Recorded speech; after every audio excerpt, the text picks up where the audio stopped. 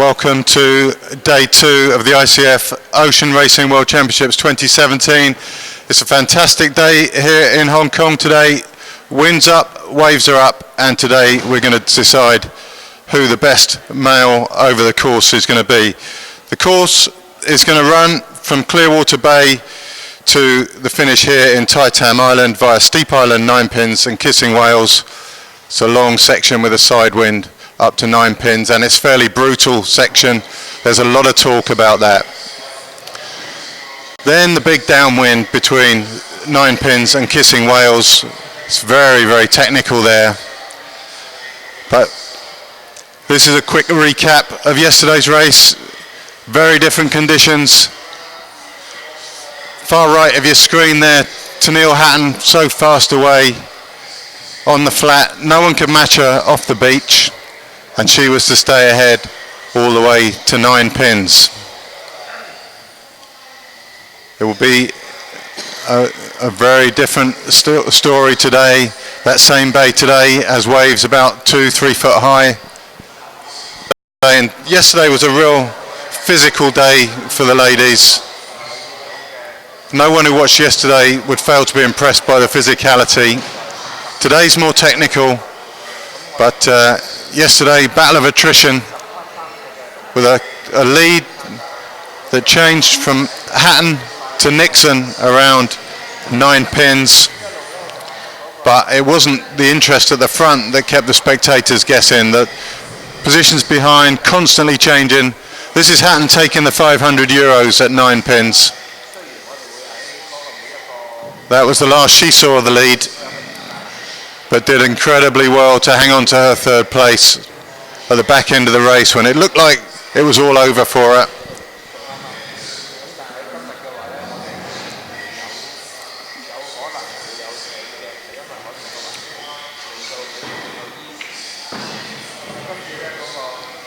So this was coming in towards the finish, about 3-4k to go from here.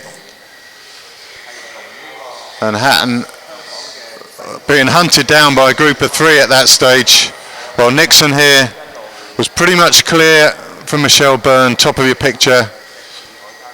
Was Nixon's all the way from here.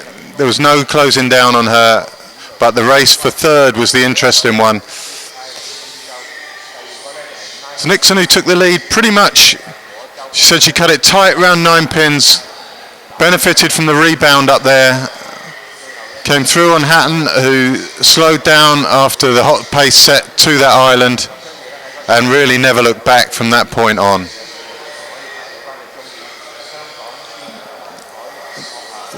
This bay here today has 2 to 3 foot waves and a howling wind in it. Some of the women out on the course yesterday were bemoaning the fact that it was so calm, but it certainly played into the hand of those that are more familiar with the flat water. Probably one of the performances of the day from Sweden, Linnea Stencils, who took the under-23 title.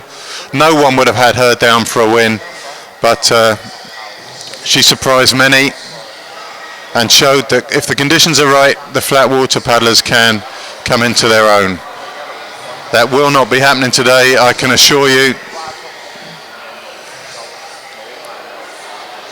So, a first win at world level for Hayley Nixon.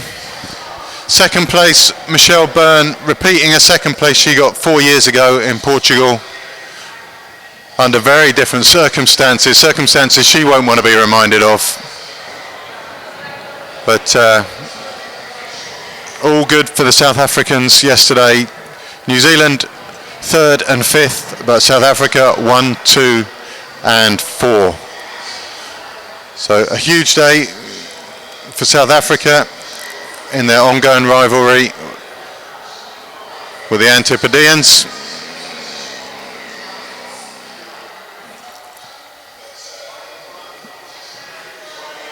The glassy bay of the finish there, you can see it really does not look like that today out there. So here we go. That's the picture today. You can see the waves rolling in, and that beach is a sheltered beach. You can see how much the waves go up the beach there. flat calm this time yesterday, and today a very, very different picture.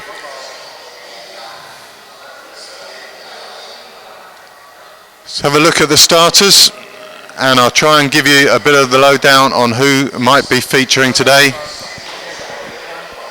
We'll get the graphic up in a second. Front page on the graphic, not too many of the big players in there. Number 4 though, Austin Kiefer. Several of the pundits that I've spoken to have had him down as top 5. American, he's been on the up in the recent years, and he's definitely one to be watching. Other than that, Gordon Harbrecht would have featured if the conditions were like yesterday, but not to be today, I don't think, for Gordon. Second page coming up. Here, Adrian Boros there, number 13. He'll be bemoaning the change of weather. He would have been a big factor, but 17, 18, really big players. Corey Hill, last year's world champion.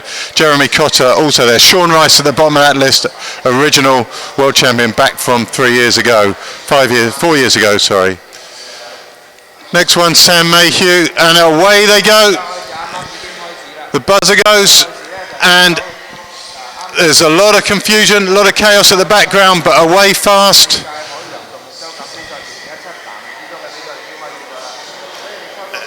It's McGregor, Rice.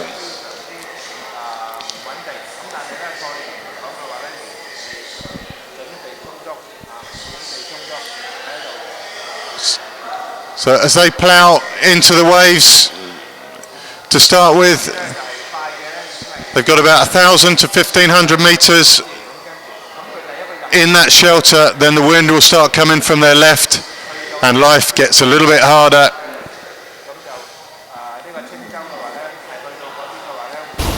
For now, it's McGregor.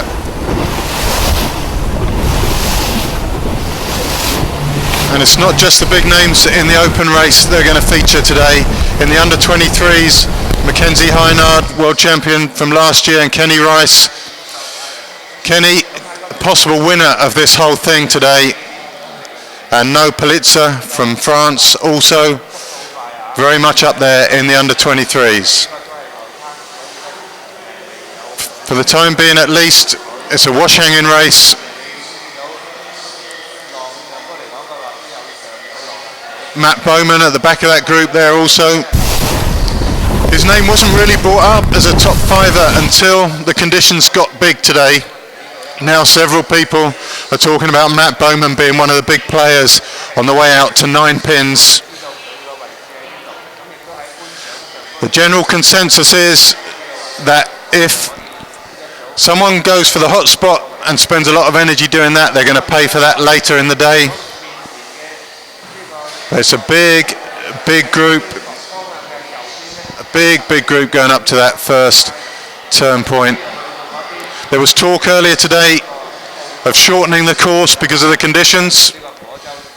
So that mound-shaped island on the right, that's pretty much where the shelter ends. They're about halfway out to it already. You can see the swirl coming in there. You see the waves ripple through the group. And as soon as the wind starts to affect them, the washes become less relevant, and it's every man to himself out there.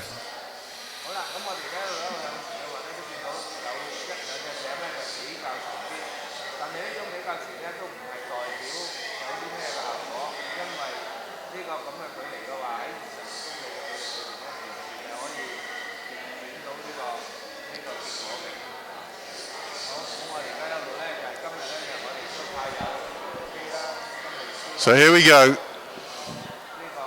Now all of a sudden you can hear the wind in the cameras, and the group gradually begins to fragment. McGregor still taking it to him at the front. Matt Bowman moving out to the right. And with McGregor is Sean Rice. I'll get a check on the names as soon as I can.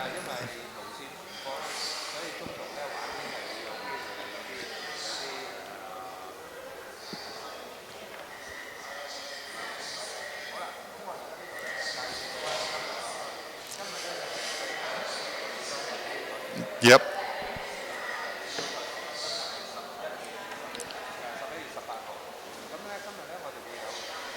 So it's McGregor, we've got Sean Rice, we've got Matt Bowman out to the right. We should have the tracking up very shortly.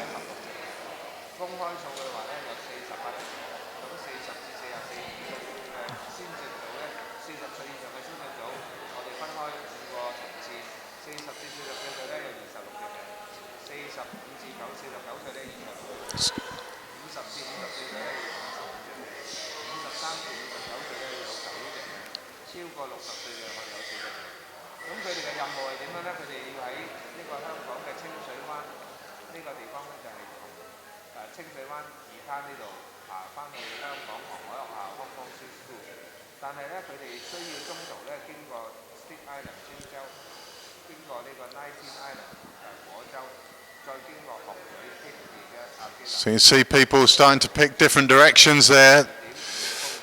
There's talk about when they get to Steep Island, whether you want to be close to the island and pick up the rebound out to 9 pins.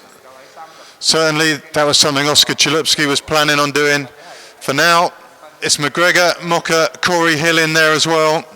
Victor Du, Sean Rice, Gordon Harbrecht in that front group.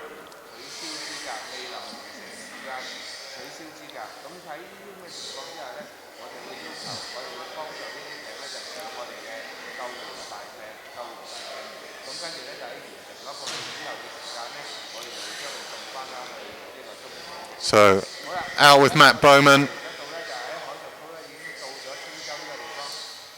I think we got one of the French paddlers there. That could well be Victor Du. He's staying on the tail of Bowman. Meanwhile, McGregor and I think it's Corey Hill, neck and neck. The washes have become fairly irrelevant at this stage. They're out the shelter of the bay. You can see the waves breaking on the camera boat there.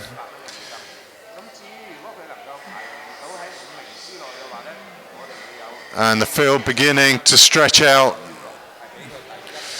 Austin Kiefer also up there in that lead group. Benoit Leroux. Esteban Medina, the best of the Spaniards in the rough conditions. And today, no problem.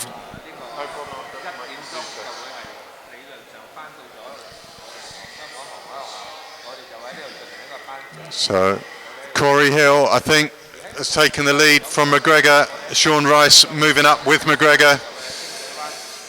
Bowman and the Frenchman, Victor Du, on the far side.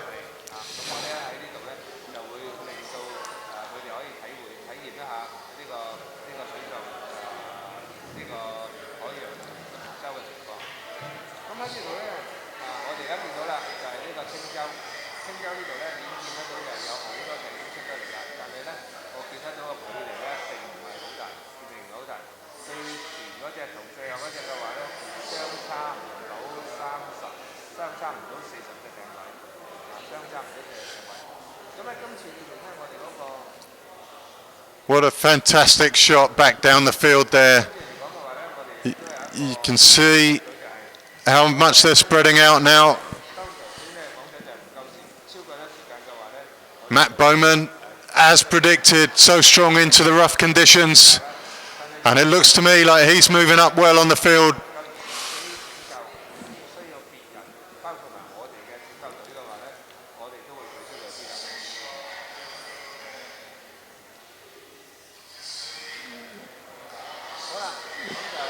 Looks like we've got Jasper Mocker also up there. There's your tracking.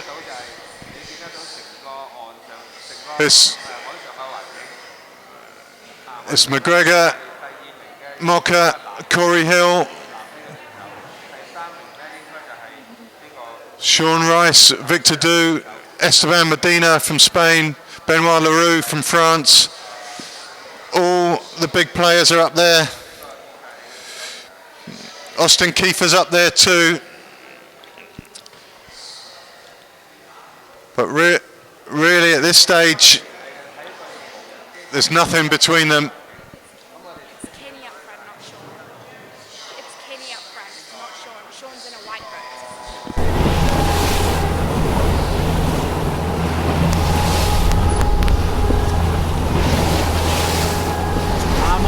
Hello, I can hear you. I can hear you. Okay, a quick apology from the commentary team. Last minute change of boats from the Rice brothers, and it's actually Kenny in the black boat and Sean is in a white boat. So as the field begins to disintegrate,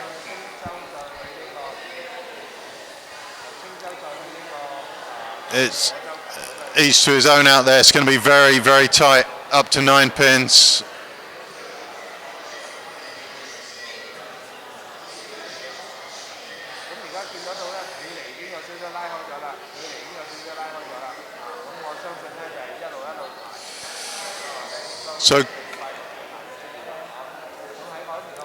So it's Corey Hill leading at the moment in that white boat. We've got McGregor and Mocha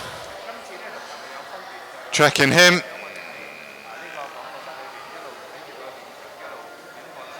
And Kenny Rice also up there.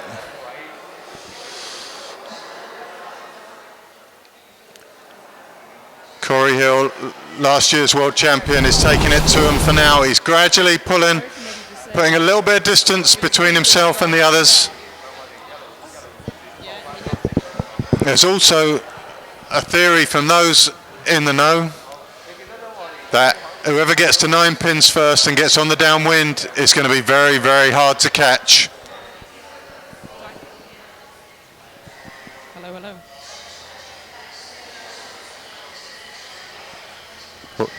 So we're just about to hear from the girls on the boat. A little bit technical with the information getting to them, but that's going to be Tennille Hatton, 3rd place yesterday, and Hayley Nixon. They're on the boat giving you live information from the boats, and we're going to get to them as and when the technological issues get sorted. Matt Bowman, closest to the camera, still tracking those leaders. Corey Hill still taking it out at the front. Give a quick check on the tracking again.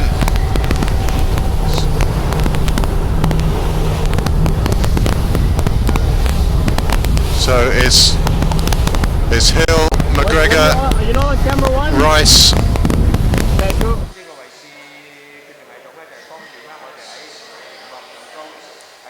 We got Kenny Rice up there as well. What we don't have on the tracking there, of course, is the under 23s that are also featuring in this.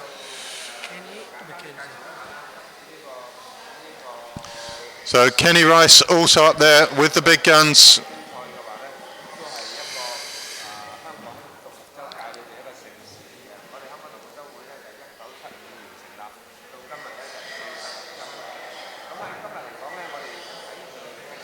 In fact, it's Mackenzie Hynard who's right up there for the under 23s. On tracker there, it's Mackenzie Hynard up with the front 4.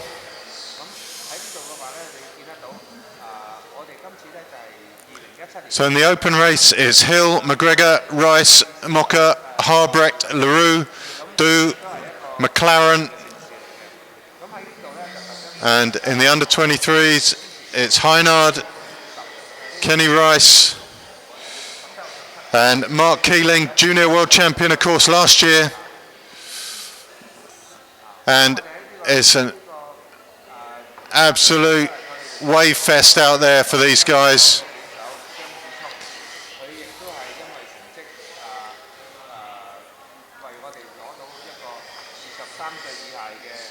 We're still looking.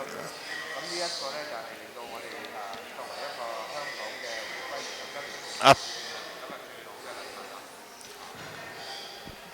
Corey Hill really putting some distance between himself and the others at the moment. Hopefully we'll get to hear from the girls now on the boat. How exciting was that start? Absolute cracker. I think we had, who did we have? Hank McGregor taking the lead off the beach, followed by Mackenzie Hynard with a nice close second, and then we had Matt Bowman sitting in 3rd. It's going to be one tough race today. The conditions are looking cracking. What do you reckon, Hayley? Yeah, so it's chalk and cheese to what we had yesterday. We're sitting in what is probably a 35-foot yacht, and we are like ebbing and flowing through the ocean with these massive ground swells of probably 3 meters running. And I think the guys were just all in their element looking at this. It's a little bit rainy, it's a little bit hazy, but as downwind paddlers and as surf ski paddlers, I think these guys probably couldn't have asked for anything better.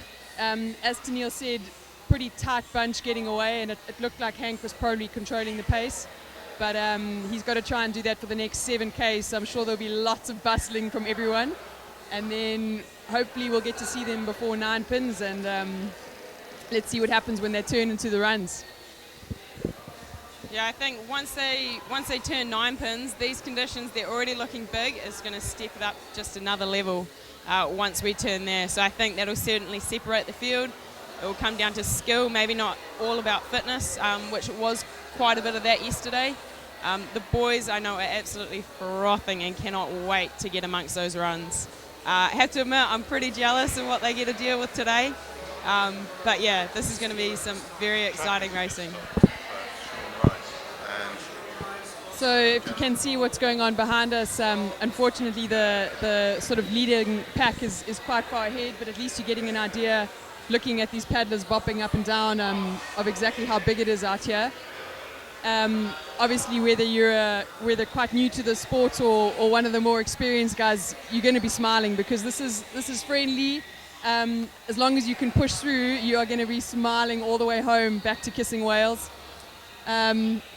As girls, we're trying to be really supportive, but we're definitely pretty envious that the guys got these conditions.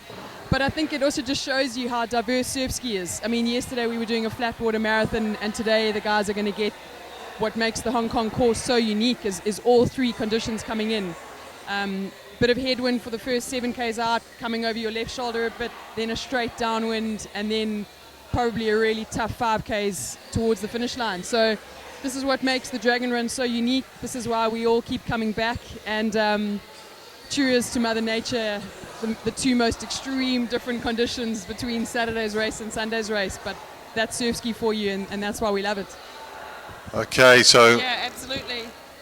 What do you reckon the best course today is going to be, Hayley? Do you reckon inside to the right or outside to the left? I think it's yesterday it proved, I don't know, with the tide coming out, which the tide actually starts coming out at about 10:30 today, and the boys started at 10, so they're going to hit that current coming right through that channel right in the middle there. What do you reckon is the best line today, Hayley? Yeah, I still think sneaking around 9 pins and catching a bit of a wave off the rocks there is helpful, just to get you an edge on anybody else as you get into that downwind stretch. Obviously, it's going to depend on what the wind swell versus the ground swell. I think yesterday going slightly sort of left and then cutting in right was probably the quicker route. And obviously, if it was quicker yesterday, given how little it was, can you imagine what they're going to be doing with it today? But those guys have got so much depth and so much experience, and they can't all go and do the exact same thing, so they're probably going to split and run. And I guess time will tell if anybody gets hit with current. But they've got such beautiful swell to run with, and yeah, look, I don't think we're going to see the same pattern between all of them. Certainly whoever gets to kissing whales first has got the best pick of the lines from there, so I'm sure that'll be the goal of all of them, as it was for us yesterday as well. Yeah, exactly. Me and the Think boys went out on Thursday. I'd say pretty similar conditions to what we have today, probably better to be honest today. And yeah, picking that line is very interesting. I think going out wide to the left. Sweet.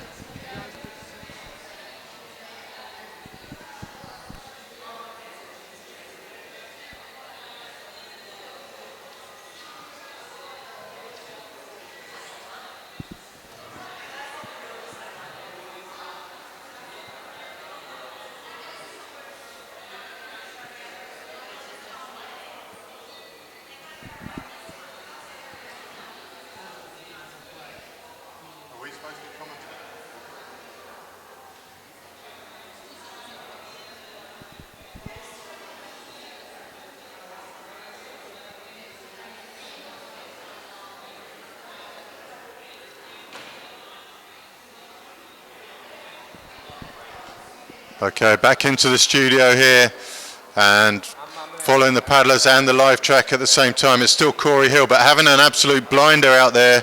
Mackenzie Hynard, Kenny Rice, they're up there with the open race. And also in the juniors, Oscar Jones was doing really well. We've lost a bit of the live track, but on screen at the moment, it's the leaders. That's Corey Hill, I think, right there. They all tuck behind Steep Island to get the rebound out to the 9 pins. And they're working their way through what to most of us mortals would look like impossible wave conditions to find anything to help. But these guys can find anything. The wind this morning has absolutely come good for these guys. There's so much excitement about the wind this morning. I haven't heard that much excitement about wind since I left primary school. But the boys this morning are fully into it.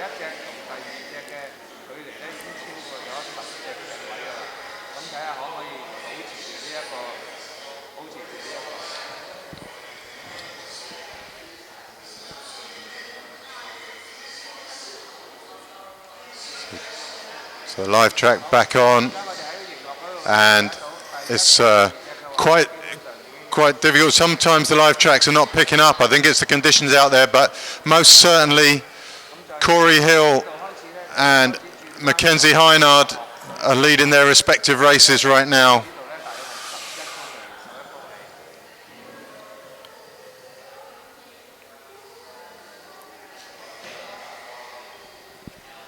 So Corey Hill leading current Jeremy Kata.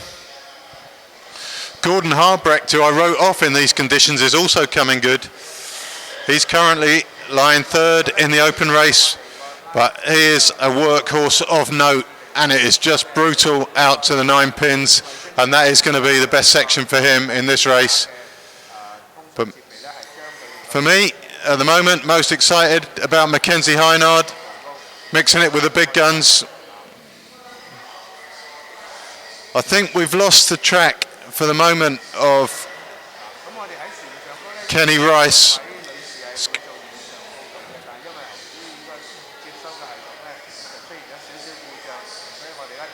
But here's the leader, Corey Hill, still making their way out to 9 pins.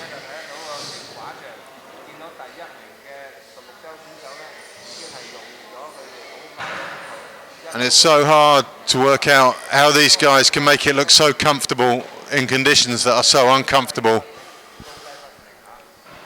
This is an incredible sport. Of all the paddle sports, this one impresses more than most.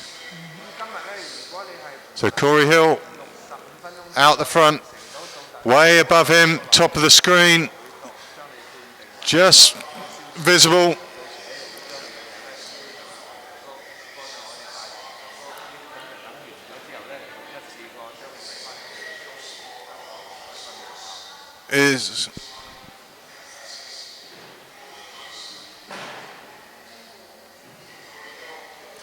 So we got Hill and Kata, both Australians featuring big here. It's very hard to get an overview. Hynard also up there. So the Australians are really prepared well for this one.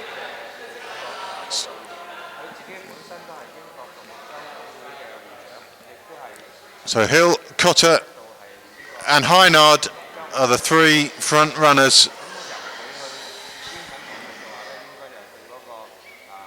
We've got about 2k to go now to 9 pins. Then the brutal section.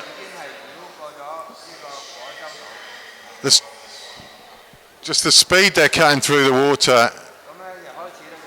When you think that the waves are going basically against them at this stage, and you can see they're still picking up help. And Corey Hill looking every bit as good as he did last time when he won this event. Looking extremely comfortable in very uncomfortable conditions.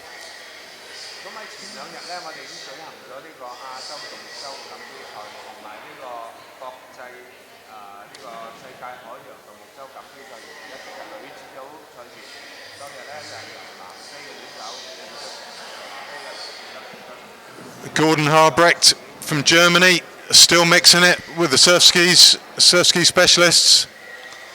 You would not have put money on him being up there. And also with Gordon Harbrecht, Benoit Leroux.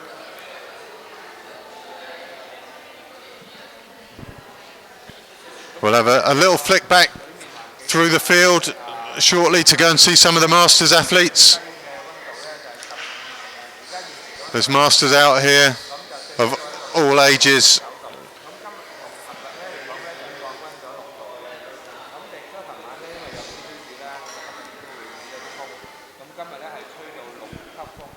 So here they are. They're not tail enders, they could well be leading their age group, these guys. And it's really impressive that they're still out there. Of course, you've also got some in the open race. You've got both Chalupskis, they would qualify as Masters themselves. But these are the dedicated Masters competitors back here. And if you think they're just out there for fun, you can think again. There's more intensity in the Masters class than there is in anything else. So you can see conditions are hectic. So different from the pictures we were receiving yesterday. You can see a lot of shipping traffic out there on course as well today as we go back to Corey Hill at the front. And up above him and slightly behind is Jeremy Kata, taking a slightly tighter line into the 9 pins. But Hill looks awesome out there today.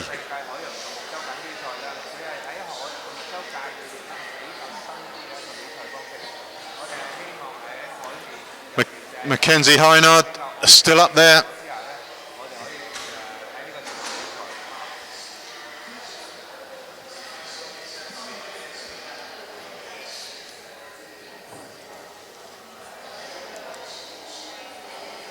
Benoit Leroux up there. I think we've got a few of the live track systems that aren't working. We've got a few big names missing off this list.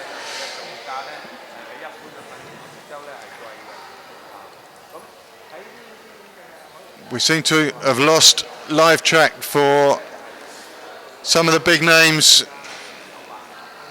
We're missing Rice, we're missing McGregor, we're missing Mocker. I can't believe they're that far behind. But for now, it's all about Corey Hill.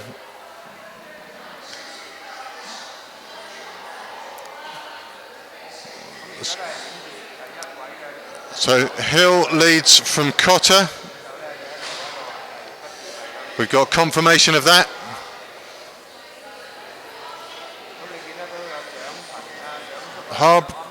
Harbrecht, it seems, really is in third position. So we're getting live updates, but I think they still only relate to the live track and maybe not based in reality.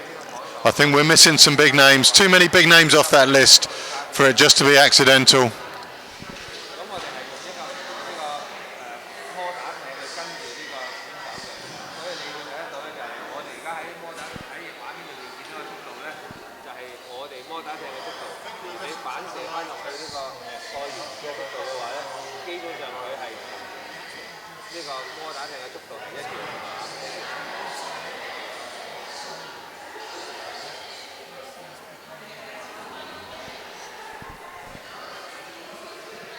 So Jasper Mocker's live track has just come back on, and Jasper Mocker in second place and not too far behind Corey Hill.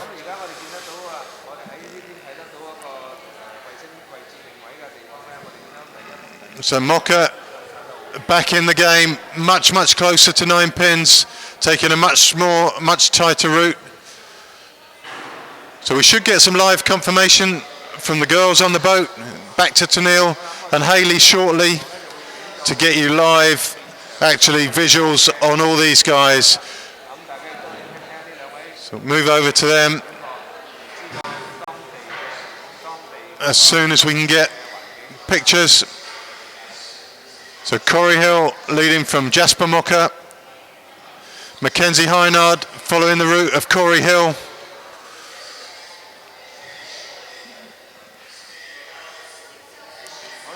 So there's your confirmation.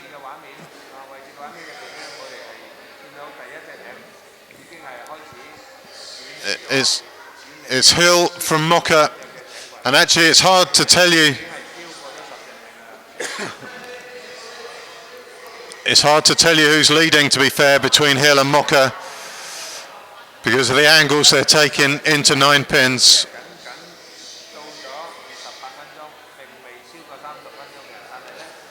And also now the live feed of McGregor's kicked back in. So McGregor's right up there with Hill as well. We're going to get to the boat now and we'll get live visuals. And that's coming up right now.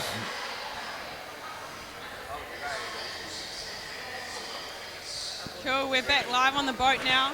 It looks like we've just got to the hot spot by 9 pins. We've got Corey Hill out in the lead. Loves these messy conditions, so this is right in his element. We have Jeremy Kata in second. It's been a couple of years since we've seen him on the Surski circuit, so it's great to see him there. We have Gordon Harbrigg in third, and in a close fourth we've got Ben LaRue, so this is going to be very interesting. We've got some new names in there this time within that top 5. I know it's just the start. It's going to change a lot once we turn 9 pins, but this is very, very exciting. I think Corey's taken the hot spot by the looks of it, and as we head into 9 pins now, we've got everyone still pretty close together, and that's after 7K, so this is going to be awesome. About the island. What do you reckon, Haley? So there. It's really good to be back at the front with the leaders, and just as we're looking over our shoulders, we can start spotting the likes of Sean Rice, Macca, Kenny Rice, and for sure it's exciting to get to 9 pins first and to win the hotspot, but it's really early days in the race, and I suspect some of the guys are maybe just playing a more conservative game up until now. So now's really where the race starts. If you can be in contention when you hit 9 pins, then you've got 11 kilometers of waves and swell and fun to maybe try and work your magic. So the race is yet to begin, and hopefully as we come around through this amazing set of islands, we'll get a look at the line down towards Kissing Whales, and we can start seeing the guys doing their thing. Obviously, as a South African, we're really hoping to see some of the Sappers start working their magic now. I heard far too many international names in that top 5. That's right. But we back our boys. Let's see what happens, and it's certainly a completely different race to what we had yesterday. I mean, it is just unbelievable. So here we go, back to Arvin. So coming round 9 pins now, there's McGregor and Rice. They hadn't been showing up on the live track, so we've been omitting them from our commentary so far, but they're neck and neck round 9 pins. I'm probably only about 100 metres behind Corey Hill.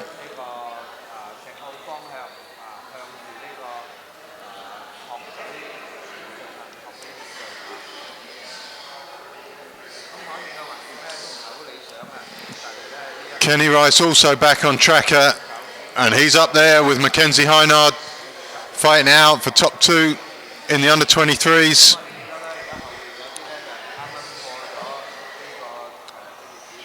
I think we saw,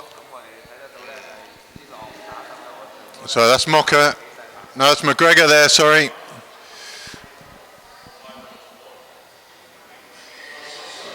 So it's Mocker and Rice, second and third at the moment. McGregor not far behind, and you can see the size of the swell coming through there. That is fairly major out there this afternoon, or this morning rather. I've been up a long time.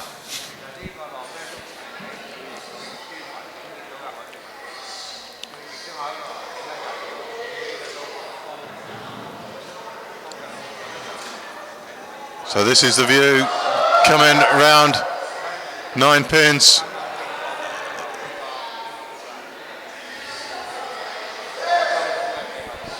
So on the tracking, we got Hill, McGregor, Mocker.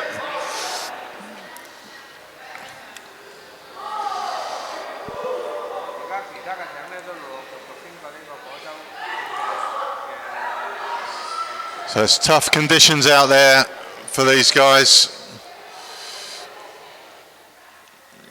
And the downwind fun begins. They got 10k of hardcore downwind.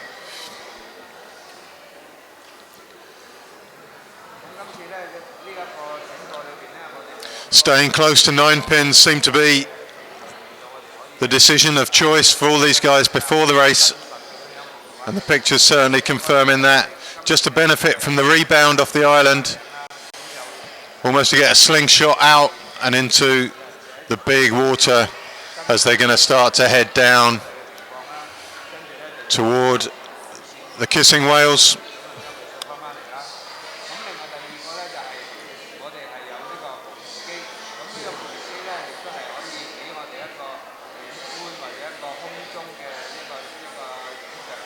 So as the race heads off down to the Kissing Whales, we're going to catch up with the leader, today's leader, Corey Hill, and he's going to give you his opinion pre-race. We're going to hear from him very shortly.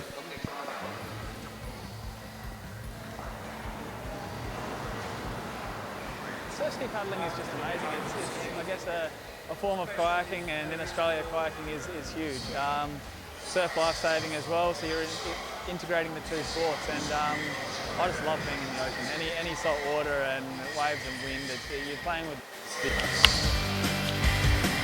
The course is, I've done this course now 5 times, and this is the 6th time over here, and I feel like it really does suit the Australians and the South Africans, because we do a lot of training into and back from the wind. So that first 7 kilometres is battling into the wind, and this weekend it looks like we are going to get a lot of wind. So you really want to put your first foot forward, get to the 9 pins in a relatively good position to then use the swell on the way back, and that last 3 to 5 kilometres is always tough. But yeah, it's one of those things you've got to do in this sport, and that's paddling all conditions, and that's why we're all rocking up here today. Yeah, the last 3 kilometres is very tough. It is make or break. You can't. You tend to forget that when you get to the Kissing Whales, which is 5 kilometres to go, that if you're in a good position there, it doesn't necessarily mean that that's where you're going to finish. I've had races here before where I've been winning to Kissing Whales, and my best result has been a second. So it's never an easy day in Hong Kong, and yeah, to win it would be amazing.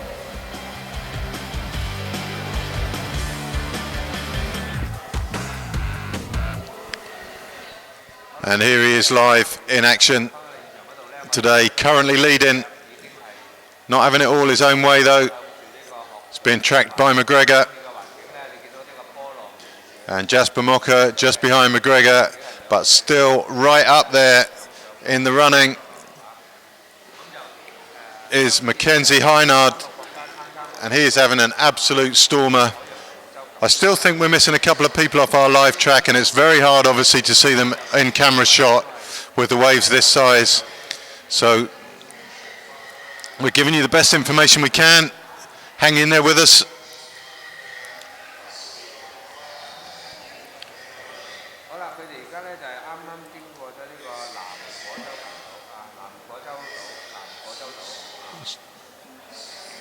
So while we're getting you that live information, we're going to catch up with 2013 World Champion Sean Rice. My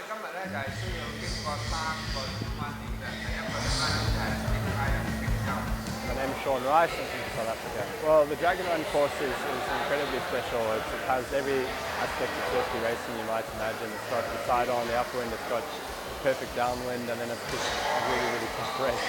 It's extremely appealing from that aspect because it's tests all your skills. So to win this race, you really have to be a very, very good safety rider. You can definitely lose the race on the last stretch, but normally the race, in my history, the race is kind of decided by the time you get to Kissing Whales. Those first 3 or 4 kilometres of the downwind leg puts everybody up, and then how you get to Kissing Whales is often how the race ends, bar 1 or 2 places like we've lost. But I think once you get there, you can sort of hold on to that. It's quite agonising because the race is so tight to the downwind, and then you get into the flat section, and all of a sudden you can see the actual distance between you and the other paddlers, and to claw that back and flat water, the last little bit in the downwind. The one thing I'm certain of is it's going to be on from the first stroke. There's no resting. There's no tactical wise. There's no tactics about when I can rest. You know you're going to be going hard. The tactics are going to be on which direction you take, and that might change your race slightly with currents and maybe a better angle on the wind.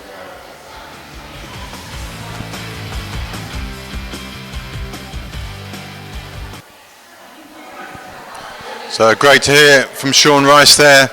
He's up there in the mix today, even though he doesn't show on the live track. We have seen him out there. Currently, it's Hill from McGregor from Mocha. Now, a few of the live tracks seem to have stopped, but that's Corey Hill in shot now. Paddles down, milking every little bit of energy he can from the ocean, and it's a game of conservation.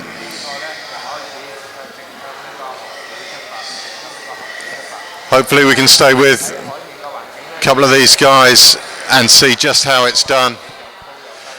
The big swell is coming left to right. The wind is pretty much directly behind them.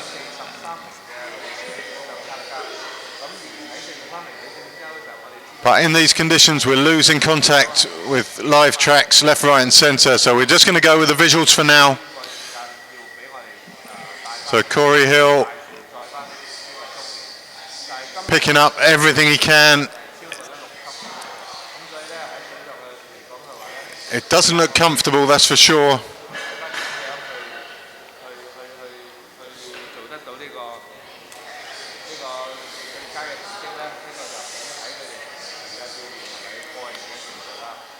So we've got about 10k left until the right-hand turn in, and it really doesn't look from these shots like the waves are lining up too well for these guys. It doesn't look comfortable, and it looks hard work still. You can see Hill constantly changing his cadence to try and get onto a wave, not overworking when he's going uphill. You don't have to miss too many waves before the energy saps. A couple of fruitless chases and your view of the world changes quite dramatically.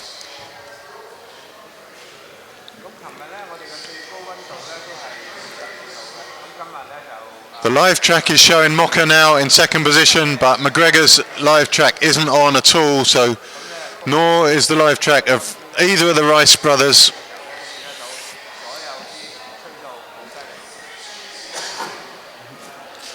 So we stay with race leader Corey Hill, picking up a little run there. And that's a good one from Hill, paddles down.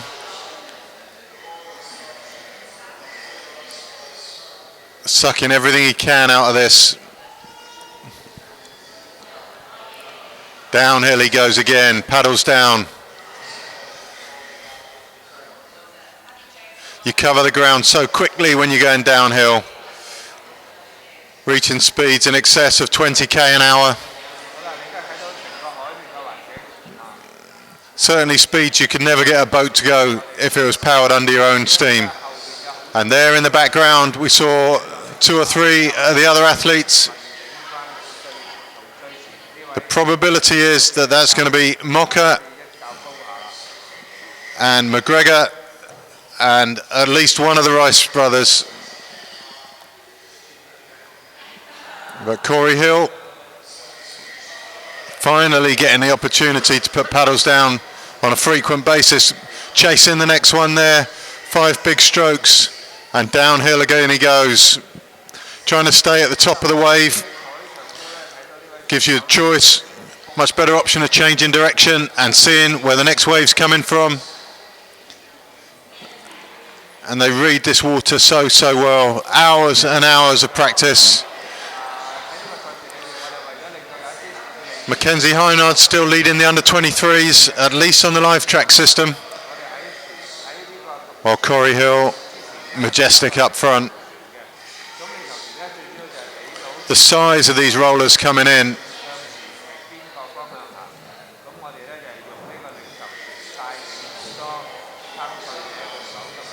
They're picking up the little waves as they can. And if that can, the speed they generate on the small waves, if that can get them onto one of the big rolling swirls, then that's when life becomes very, very good.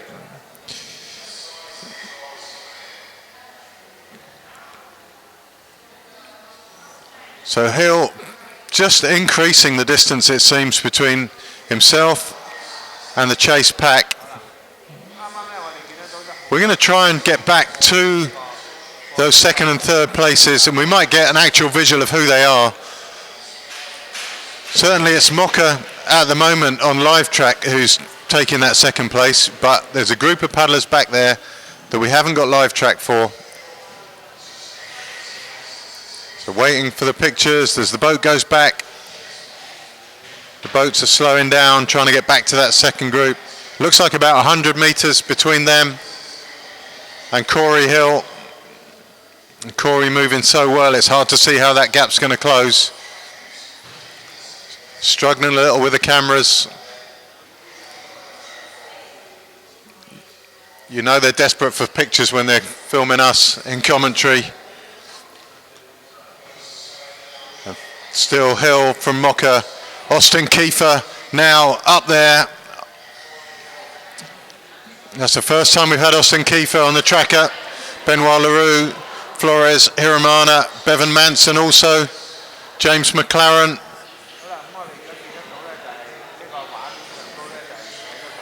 So we're on live track at the moment.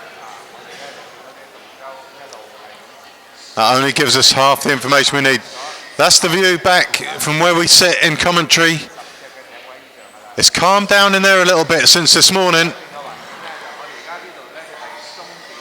So we're going to get pictures of 4 and 5, 4th and 5th place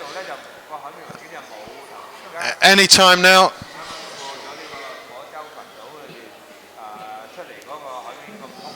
So 4th and 5th. So that's Sean Rice and Jasper Mocha currently 4th and 5th. So Sean Rice closest to us in the white boat, Jasper Mocha in the distance in the black boat. Also both moving well, Jasper with his paddles down. So hard in these conditions, you've got to keep an eye on your competitors, you've got to keep an eye on the waves, you've got to keep an eye on your direction. There's so much thought process goes into this, which is why you don't get any newcomers in taking honours when the conditions are like this, that's for sure. Our flat water specialists today are absolutely nowhere. But we're on board now with Sean Rice, with Jasper Mocha in the background. I think second and third is McGregor.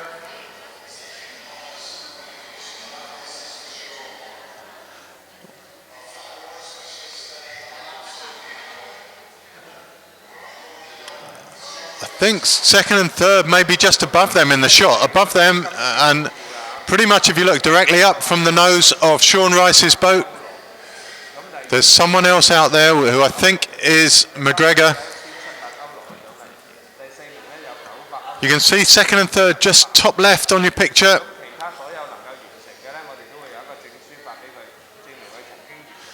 I think that could be McGregor and Kenny Rice. Or Mackenzie Hynard, he's up there on the tracker at least.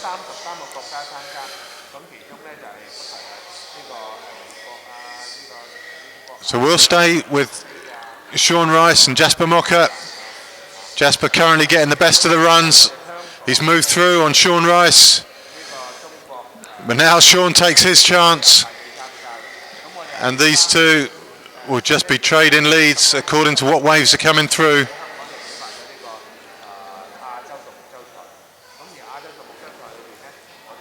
They'll only get occasional glimpses of Corey Hill, who currently leads, I think, by about 100 metres or so. Sean just relaxing as the wave comes through him. He'll pick up his pace now, pick up this one. Here we go, downhill for Sean. He's going to clip on.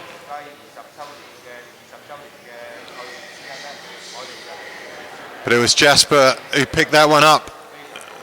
Sean missed it, and the difference between catching a run and missing one can open up a gap in the blink of an eye, and it's Jasper Mocker who's pulled a little bit of distance on Sean Rice now. But they'll be trading runs from here to the finish, I'm sure. But that's the distance that opened up. Just one wave can do that.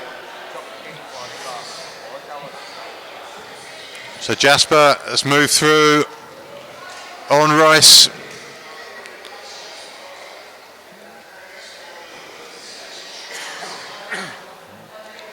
What a fantastic race we're being treated to today.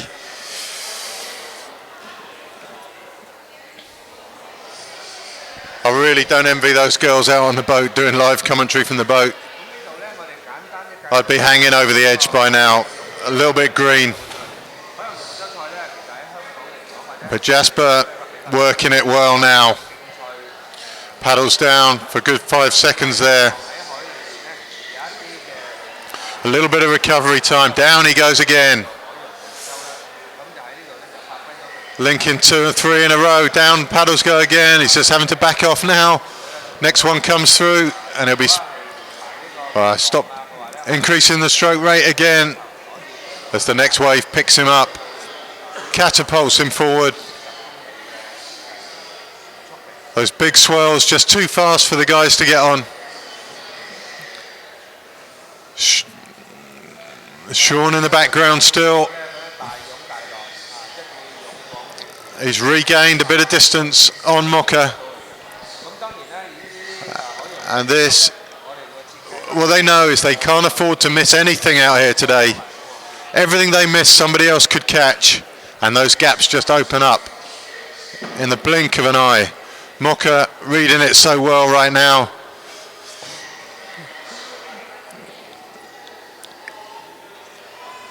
You just see the tail of Mocker's boat moving well again. Up goes Jasper Mocker's rate again as he picks up the next wave, paddles down. He's caught that one. So he is going well at this stage. Big ship coming through. I don't know what that is going to be. Problems for some people. Those things do not stop for anyone.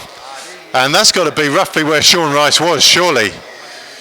So Sean could well have had to move out to the right for that. So we're panning back, and I've no idea. I think Sean had to pass to the right of that boat. Now, to say that would have been stressful is probably an understatement. So back with Jasper. And Jasper is storming now. Absolutely storming.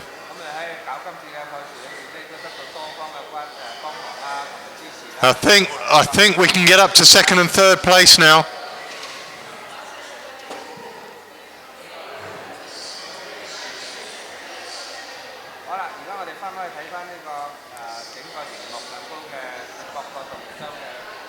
So from the finish bay, that's the view. Windsurfer cruising in the gentle winds of Titan Bay.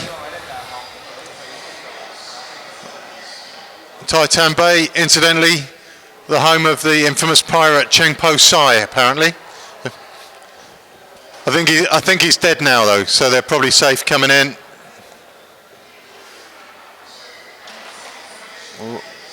We've got about 40 minutes left in this race now. Half of that is in the calm of the bay that we can see now. The other half is out in the wet and wild.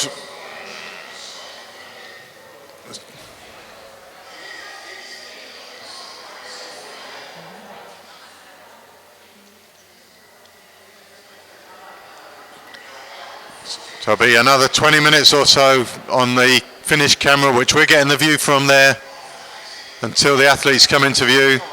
In the meantime, I can only read from the live track, and that still says Hill, Kiefer and Harbrecht, but that isn't the reality. We know that Rice and Mocker are in 5th and 4th respectively. Mocha looked to be moving really well.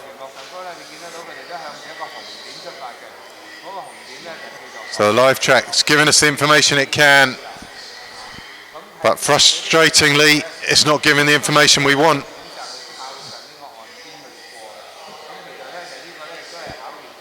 There are problems out there.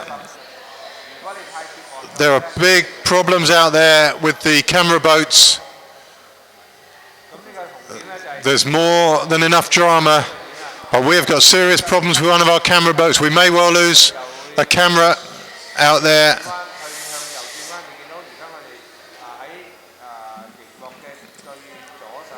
So the live track shows Corey Hill making a bit of a move to the right, so he's possibly closing in. So that's with, here we go, this looks like second and third place now. That's McGregor and Kenny Rice, I think. So McGregor having to fight off Kenny Rice.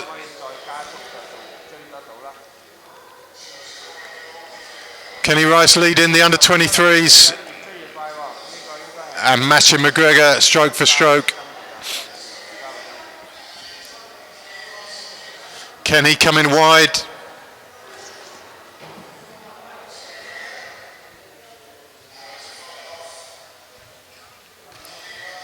So Kenny Rice coming closer to the camera. McGregor managing to maintain his lead above Kenny Rice in shot. So second and third place, McGregor and Kenny Rice. Slightly confusing situation with Kenny Rice in as much as he's entered the under 23 race, so he doesn't hold third place in the overall World Championships here, which is truly bizarre. So seeing as we're with Hank, on board with Hank now, we're going to go to a play out with Hank and hear what he had to say earlier in the weekend.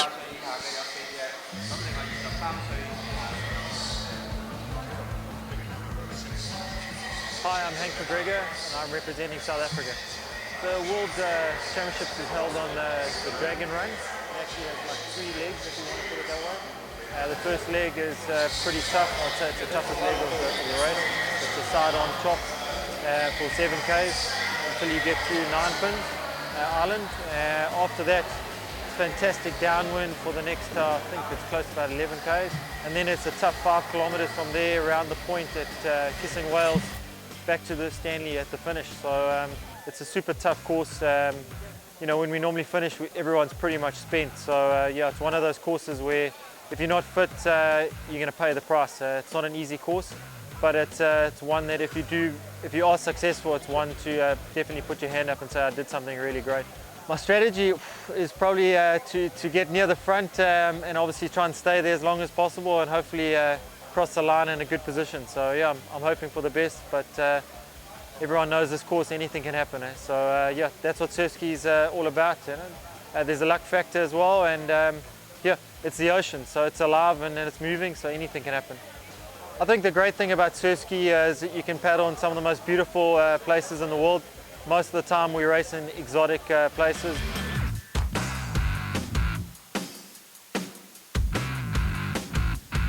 You can either ride the swell or you can fight it. So for me, it's one of those things where you get out there and race your heart out and obviously try and use the sea as the best you can. And yeah, that's what I love about ocean racing. It's never over until you cross the finish line.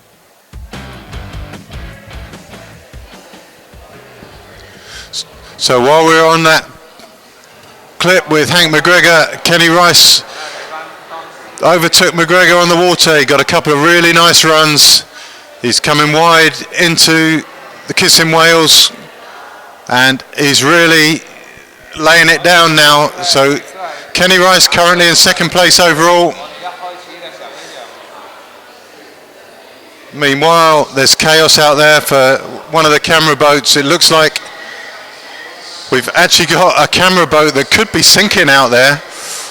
They seem reasonably cheerful still, but there's definitely drama for the camera crews, but not for Kenny Rice. He is paddling beautifully.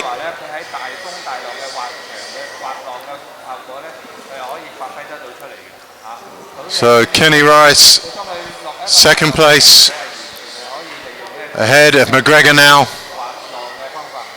And they can only be 10 minutes away from the Kissing Whales, where they turn right into the relative shelter of the bay. And if there's anyone you don't want hunting you down on flat water or flatter water, it is Hank McGregor.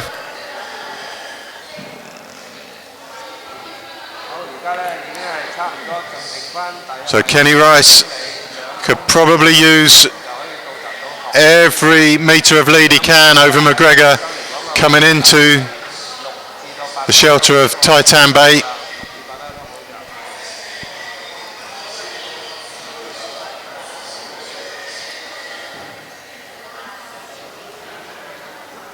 So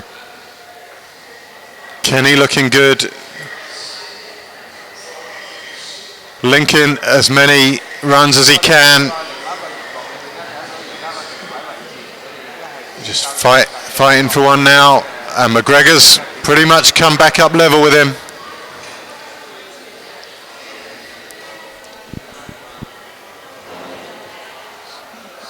So McGregor just had a little golden period there.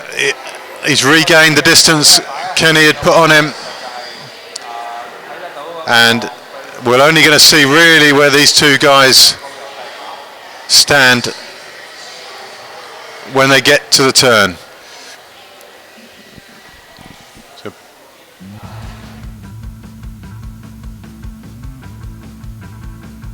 my name is Bruce Seymour, and I'm part of the organising committee and have been race director of our local Dragon Run race for about 4 years now. The Dragon Run started in 2006, and it's been running since then, and obviously the World Championship is the first time we've hosted the World Championships in Hong Kong. Yeah, so it starts at Clearwater Bay Beach out in the New Territories, and then heads south to the Nine Pins Islands.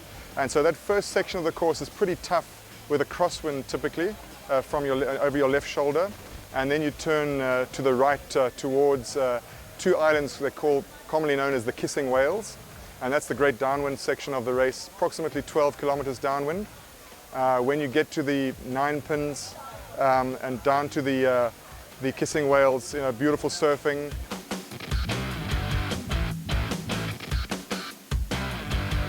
From the Kissing Whales into the Sea School, another tough section, approximately 5 kilometers, and depending on the direction of the wind, it can be headwind straight into the finishing line, so a tough portion to finish the race.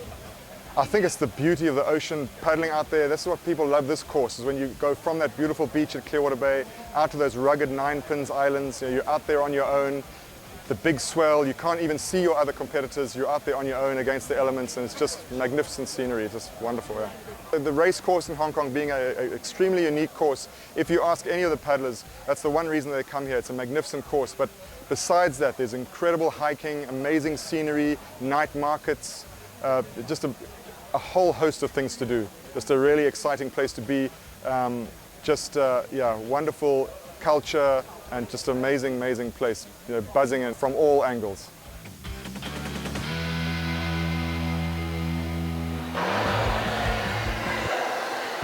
And we're back now with the leader, Corey Hill. We haven't seen him for a while. It's on. So back with Corey Hill.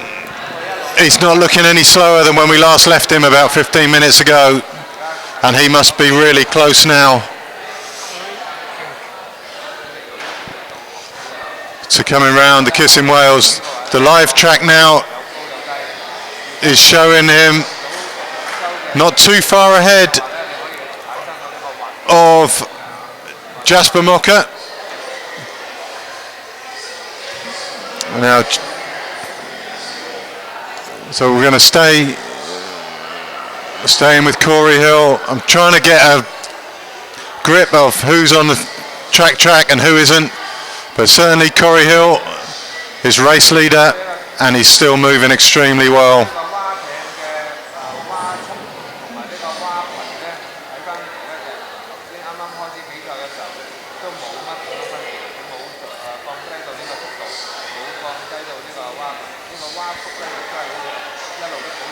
So we saw how strong Corey was on the flat, and with his paddling power going to that first turn. So if he gets around the corner, but in the top of that picture we saw, I'm pretty sure at the top of that picture I saw paddles, top right. And if we did, that has to be either Kenny Rice or Hank McGregor.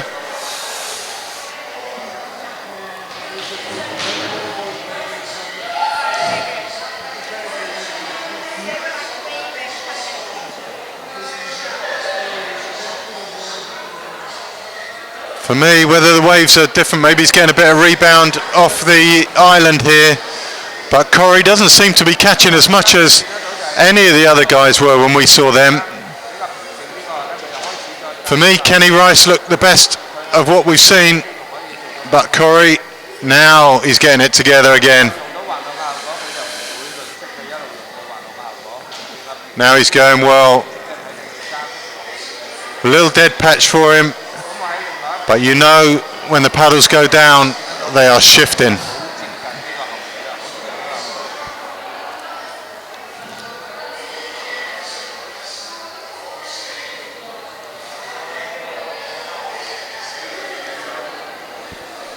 You can see how big the swell is when Corey just disappears over one of those hills.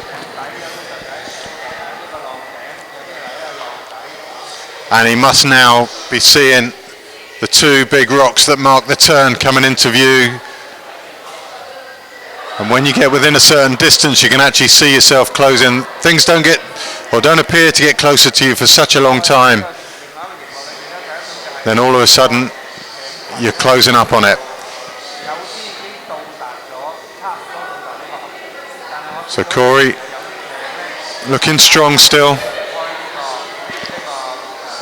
Picking up another beautiful wave there.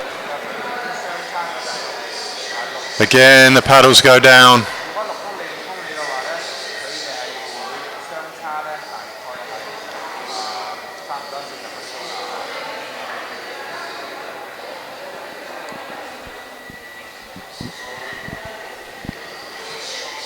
But the audio I've got from the boats suggests that McGregor and Rice are both closing down on Corey Hill. The gap is definitely closing. We can't see it on screen yet, but it seems like all three are going to be pretty close together by the time they get to the whales.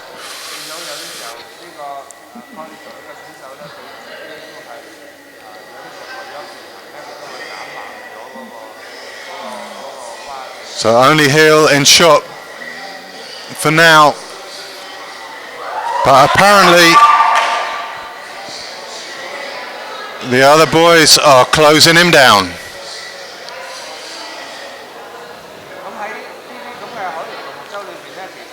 Again, Hill goes down a mountain of a wave.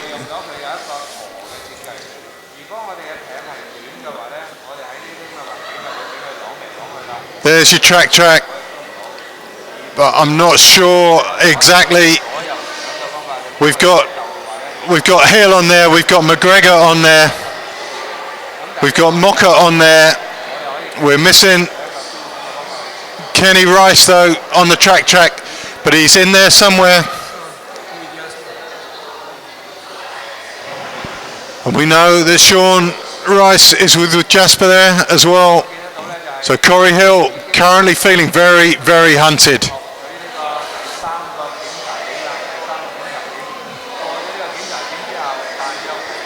The consensus was that if someone got to 9 pins first and put in all the effort to do that it would be a long journey home from there.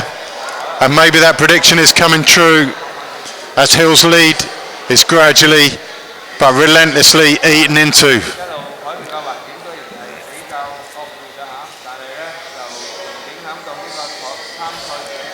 Any opportunity missed now by Hill will be pounced on by the others. Every missed wave has got a huge cost to it now.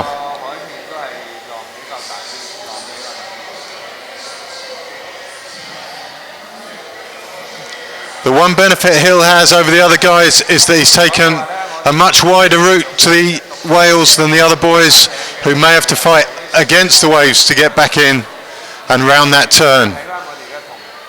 Hill has the line that people were talking about would be the best line if the conditions were big. So maybe he's got a bit more leeway than we think.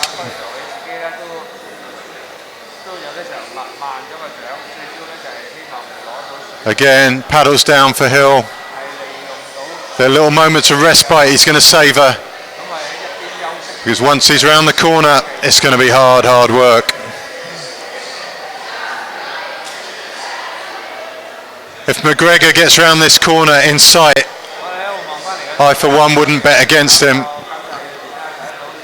He's been on such great form all year. Won both races at the Marathon World Championships just a few weeks ago. But here goes Hill. So here's the view. That's what they're going to come into. You can still see there's some reasonable sized waves rolling down towards the finish there, but it's nothing compared to what they've been used to on the outside. And that is a big, long stretch if you're feeling tired. It's about 5k from the Wales back. Corey Hill only about 500 metres away now from the Wales. And then he's going to start hearing those hunting horns in the background.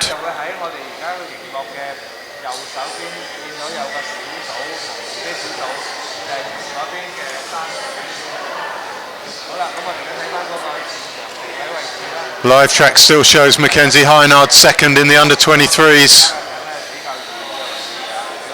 He's had a great day. It was always going to be a big ask for him to take on Kenny Rice, who's been on such good form through the season. He's taken the big guns on and beaten them on more than one occasion. And we're going to show any minute now conditions at the Wales turn. We're going to get back to them. Hill has now rounded the turn at the Wales. He's passed those two big rocks. It doesn't show that on the track, which is just a few seconds behind, but Hill is most definitely round the Wales. There he is now in shot.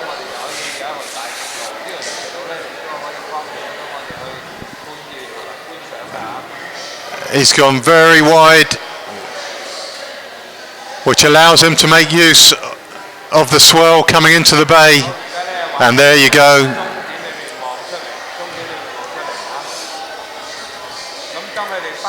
We're going to get back to Hill right now.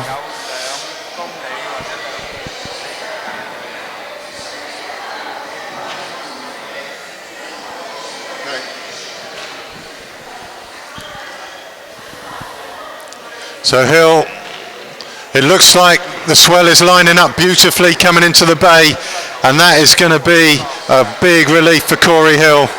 This looks so easy now. It looks so easy for them to link these waves together, and if it stays that simple for him, it's virtually impossible to see that he can be caught, surely. Just one downhill after the other now for Corey Hill. One wave went through him there, but he's back on the next one straight away. And there, top of your shot, that has to be either McGregor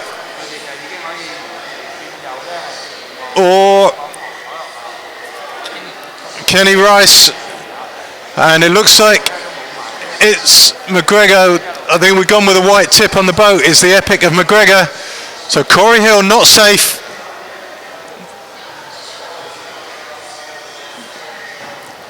This is getting tight now. You can see McGregor at the top of his shot.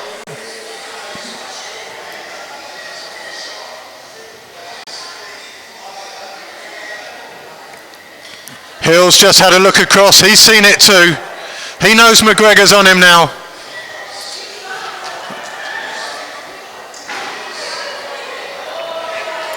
So it's Hill from McGregor. And it's game on. Most definitely it's game on now.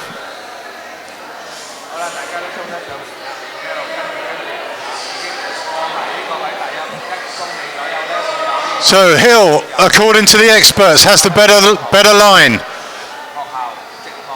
But McGregor, that camera, there's a different camera angle that I can see that you can't, that makes the gap look a bit bigger again.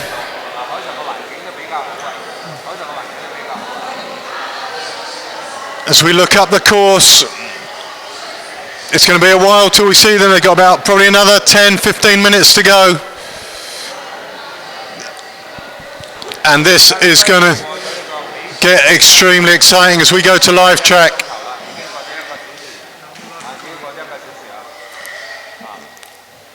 I don't think the live track's given us the full picture there.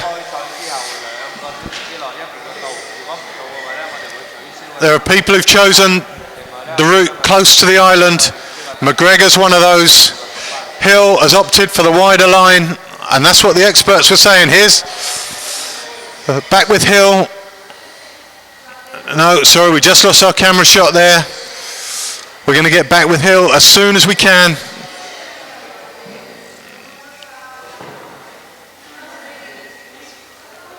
So, here we go. We're going to go back to Corey Hill. Right away, here we go. So there's Hill. He's still got a decent lead. The shot we saw McGregor earlier, there they are in the background. You've got McGregor and Rice. And I think that gap is about 100 meters.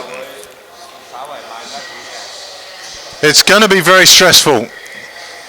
It's Rice and McGregor. McGregor leading Rice at the moment, but the other two are absolutely on the chase now.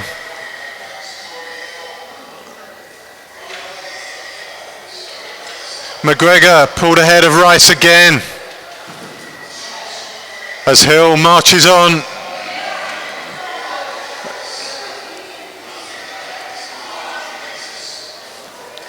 Hill knows it now. Every mistake he makes is going to be pounced on now. There is absolutely no leeway.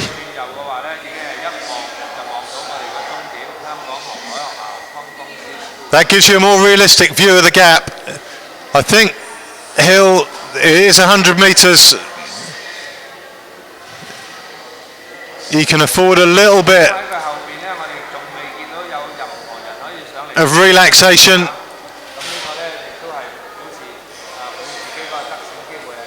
But any more than one or two missed waves, and Hill is going to pay a very heavy price. He's pushing over a wave there onto the next run. He's going to have to check out McGregor and Rice whenever he can. Over another run and downhill again onto the next one. Staying high on the waves. Textbook stuff from Corey Hill.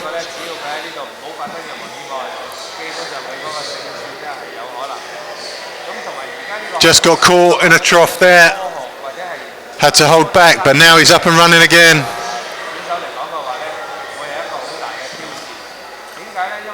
And that's the view from the finish. It's looking a little bit misty out there. I'll keep you informed from another camera. I can still see Hill. So it's Hill from McGregor, from Rice.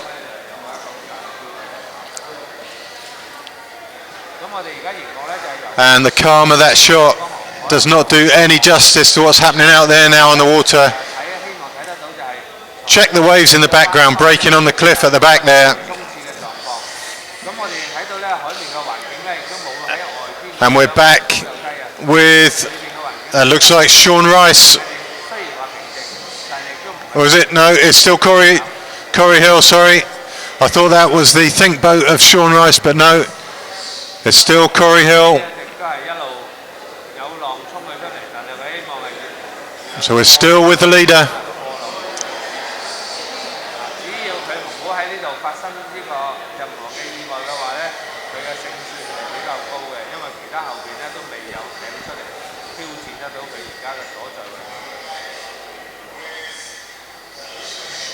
Downhill goes Corey. Paddles down again. Now he seems to have moved across toward the island somewhat. But the wave's just lining up for him beautifully. Leaning back, trying to keep the nose of his boat out of the wave in front of him. Linking wave after wave, going Hill's way now.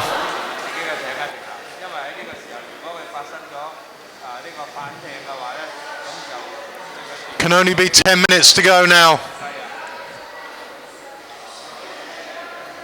This is so tense. Hill motoring, absolutely motoring. His nose comes out for a moment there, but now back downhill again.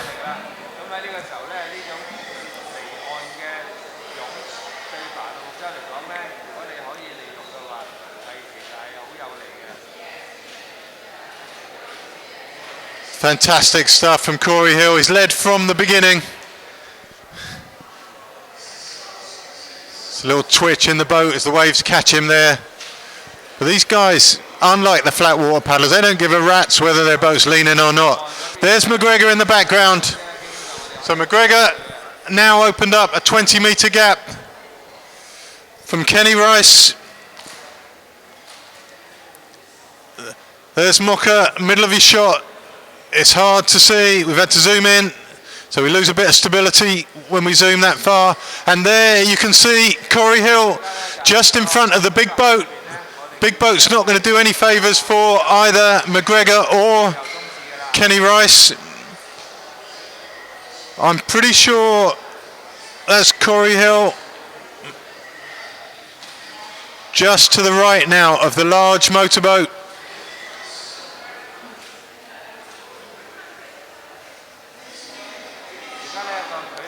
And there's Hill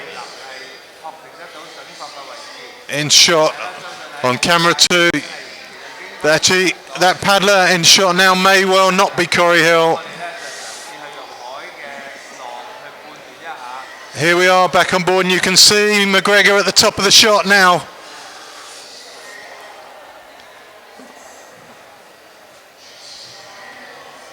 So it's Hill versus McGregor. With the camera angles, it's impossible for me to give you a true picture. That gives you a good idea there, I think. I think that's realistic. Hill, Rice just going out of shot at the back. McGregor, top of the screen.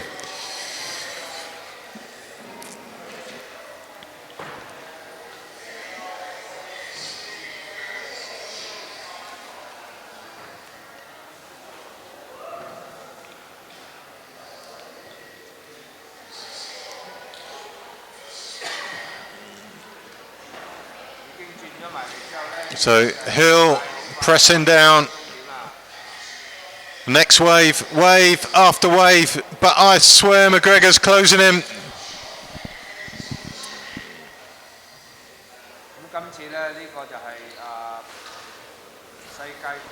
Probably averaging about 18k an hour now, these guys. The waves are aligning for them. Quick glance across there from Hill. He knows McGregor's there, and he knows he can't mess up even once now. Down he goes again.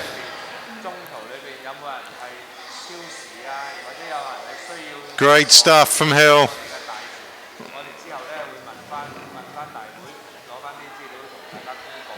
They've got a straight view now of the finish.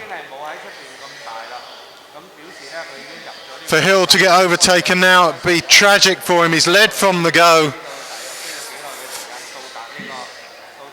McGregor took the first 1,000 metres, then it was Hill all the way. But could it be McGregor for that last 1,000?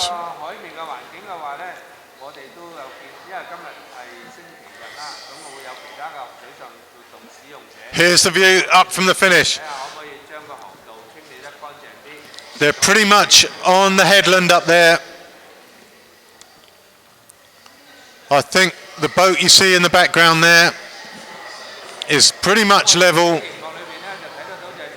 with the paddlers. So we're looking at under 10 minutes to go now. Under 10 minutes. And still Hill leads from McGregor, from Rice.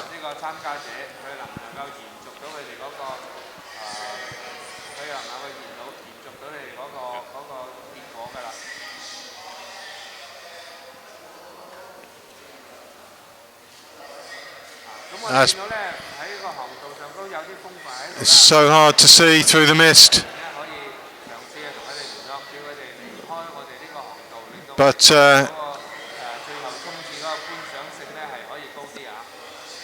Hill on camera too that you can't see is paddling well. But you can see McGregor now. And this is getting better and better. It really is.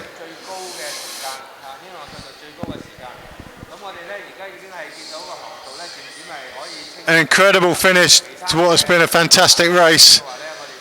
Still Hill has somewhere between 75 and 100 metres and time's running out for McGregor. But if anyone's going to haul in Hill, it is McGregor.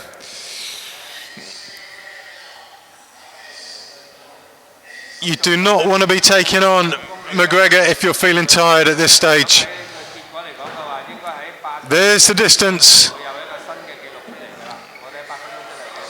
And Hill going uphill there for a second. That is costly. It's inevitable and it's unavoidable, but each time they go uphill, they lose distance. It's just making sure you're going down more than you're going up, and the gap continues to close. Kenny Rice now out of shot. McGregor really is on the charge. That is the best engine in a boat this year. Here comes the race. Hill is too close to the finish, I think, for McGregor to close the gap. McGregor's going to find himself needing another 10 minutes on this race. But what a great effort. Phenomenal effort.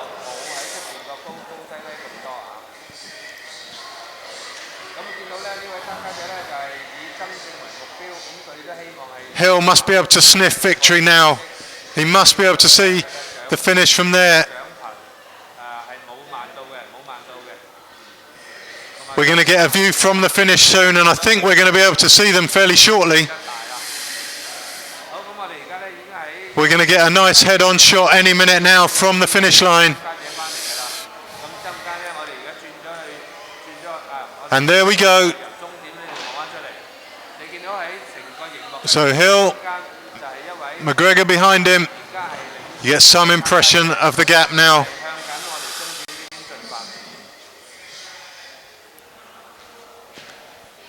So we should get a camera shot from that chase boat any second.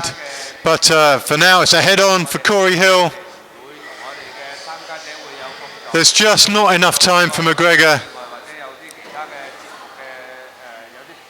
He has made a proper race of this in the closing stages, but he's just running out of time.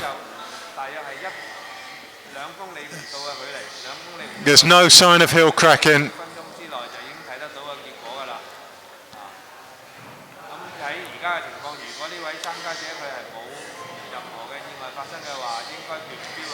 You can see the buildings on the far side of the screen there. They're fairly close to us. Here's the head-on shot. The motorboat is tracking Corey Hill. McGregor behind. And the time has run out for McGregor. You can see how well he's done though. The distance he's put between himself and Kenny Rice in the last 5 minutes is enormous.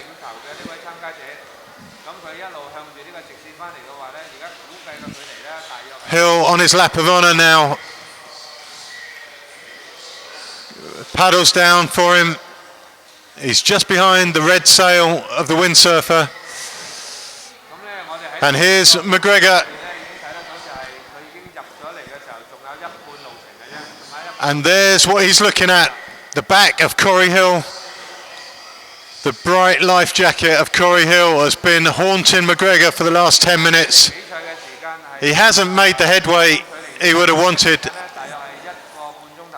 His effort will be rewarded with a second place.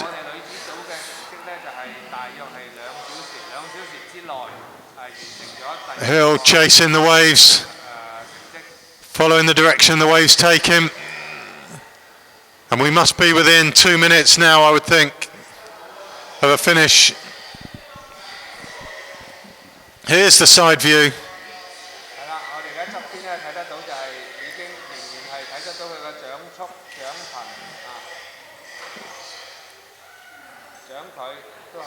Hill finally able to enjoy the last minute or two of what has been a truly epic journey from Clearwater round to here.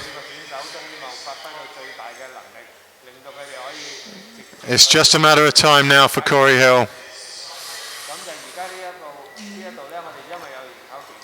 Let's get a view. We're going back now to McGregor.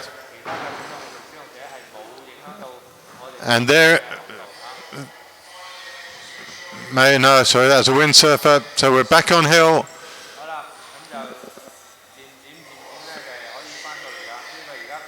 I think McGregor may have given up the chase.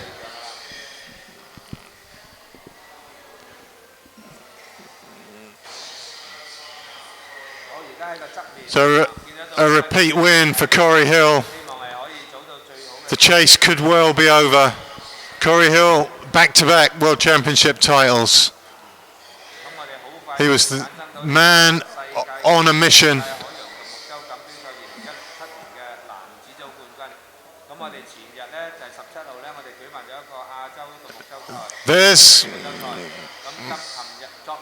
We get a head-on shot in a second. And there's the head-on shot. McGregor put in so much work. So much work. Is currently probably having to fight the motorboat waves. What is it? 50, 60 meters. McGregor now running down the motorboat waves. The gap's still closing, but it's not going to be enough time. There you go. That's the reality of the situation. That's the reality. It's Hill all the way.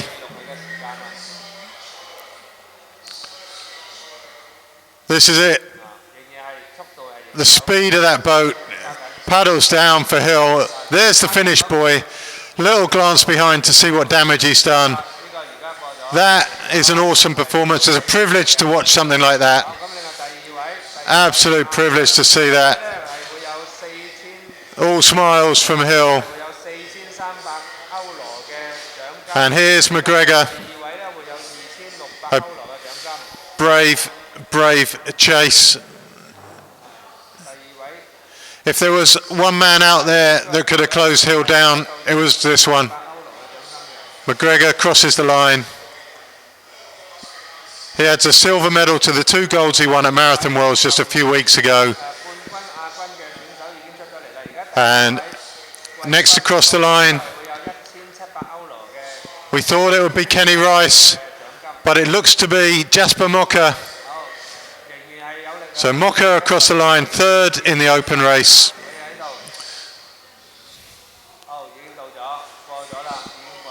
So we kind of lost touch a little bit with Kenny Rice out there. Mocker across in 3rd. Big day for him. Great result.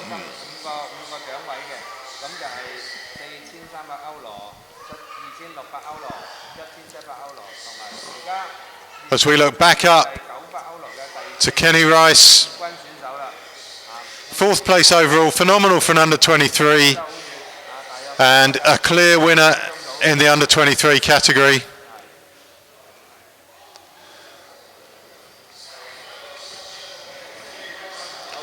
So through comes Kenny Rice for his World Championship title. What a day out. What a treat to watch. So as Kenny comes across the line, it's a win for him, but I've got a feeling he fancied his chances up the sharp end of the open race. I think it's a win tinged maybe with a little bit of disappointment, and behind him is going to be his brother Sean.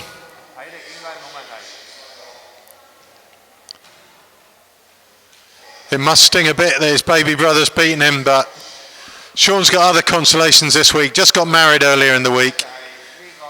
So really, there's bigger fish to fry for Sean at the moment. But a great paddle from him today. So Sean crosses the line in fourth open and fifth overall. And there's a train of people behind him. It's Jeremy Kata is going to be next over the line. A lot of people fancy Kata for a medal here, but it's going to be sixth place for him. Big finish from Kata. Always up the sharp end in these races. A great race from him. What a race this has been.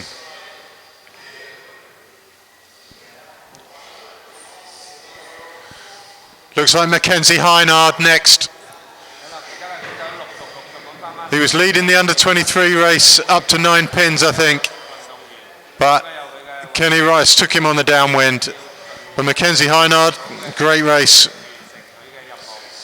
to come second in the under-23. Silver medal to take home for him.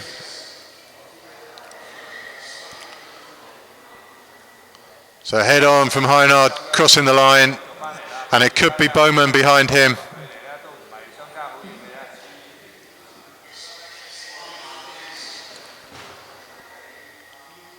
So Heinard there.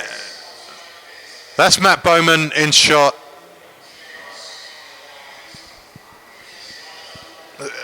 Matt Bowman so strong on that trip to 9 pins.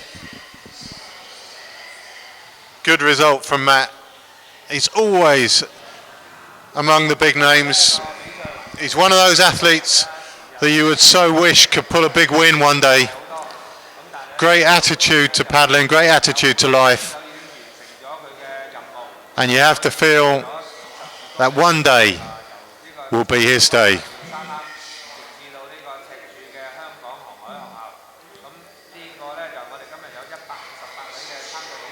Struggling to identify the next paddler.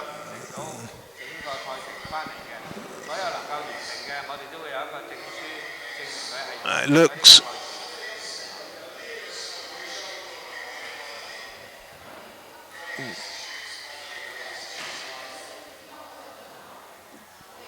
not sure who that is. Apologies for that.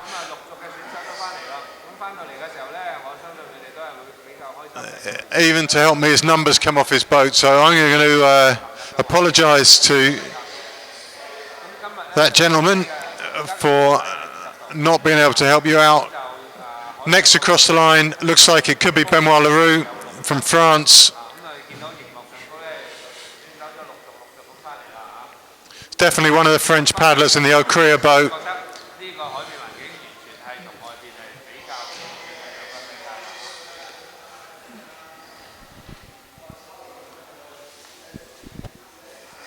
Give me a hand on the paddlers. So while these paddlers finish,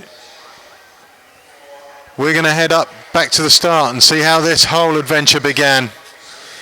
We'll get clips of that any moment, but in the meantime you can watch your athletes crossing the line.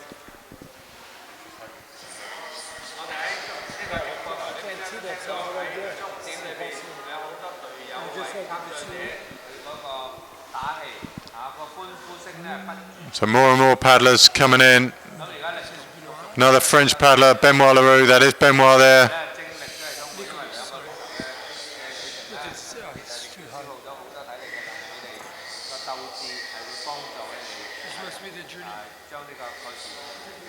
There's celebration there, which would suggest that's Gordon Harbrecht from Germany. He's had a great day out. From a flat water background, he's done phenomenally well. And we'll continue to watch him cross the line.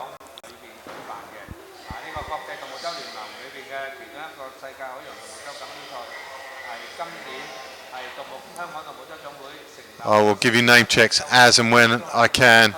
Oscar Chulupski on the far right of your shot.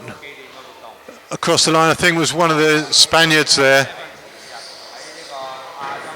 Oscar just coming in. At 3,000 years old, you got to hand it to him. He's had a big day out there. He would have loved the conditions out. 冠軍，咁亦都係為我哋香港、為我哋國家爭光， Another of the French paddlers coming through now. 以後都係不斷有好嘅成績出現。好，我哋見到咧，而家喺屏幕裏邊咧，見到有不 That is Benoit Leroux. So I gave you the wrong name on the earlier French paddler, which was probably Nicolas Lambert.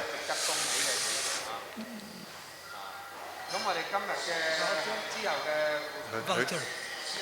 This guy now coming is Walter from Spain. Walter Bouzan coming in now. I know he wasn't excited when the wind was blowing this morning. He would have featured much more if it had been flat day like yesterday. But I'd say he's done a good job today to be this far up the field. One of the best marathon paddlers of the last generation. And while they finish, we're going to go back to the start of the race. Sorry, I have to talk about the start. 係啦，咁我哋喺呢個 So this was how it all began. Paddlers wading into the water, leashes attached, and it was a water start. Standing up to your waist in water, trying to get onto one of these boats. There they go, trying to get onto one of these boats at speed. It's like trying to jump onto a salmon. First away, I think, was Kenny Rice there. Then he was matched by McGregor. To his right, our left, Matt Bowman tucked in the back. So fast, up and away. Anyone of normal ability who's tried to get away from a beach that quick will know how phenomenal that was. Sean Rice also up there from the start. Corey Hill didn't feature at this stage. It was all about McGregor at this stage.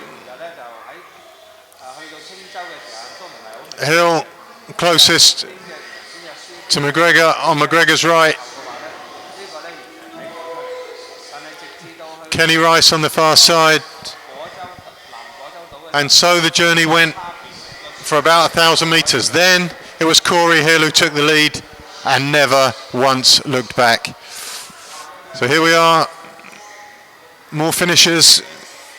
You see the beautiful rolling waves coming down, perfectly aligned. Somebody's getting a nice one at the back there. 喺呢個終點裏邊咧，我哋見到有 Fantastic finish from whoever's in the yellow cap there. 參加嘅有158人，咁希望可以見到158個選手都係靠自己嘅努力翻返嚟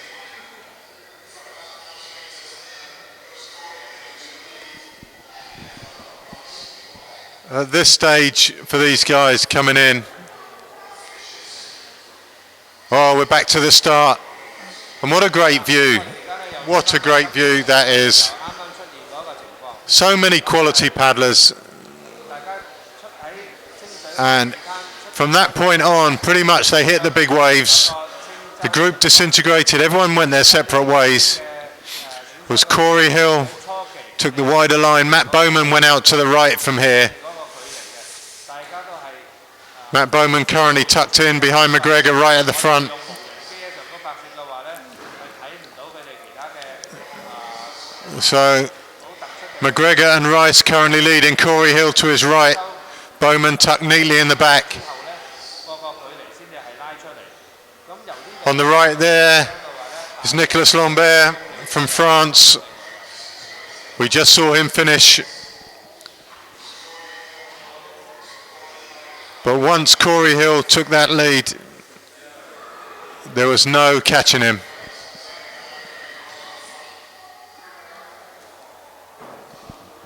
咁啦喺終點嚟 In all the chaos out there in the big water, the fact that these guys make so few mistakes is absolutely awesome.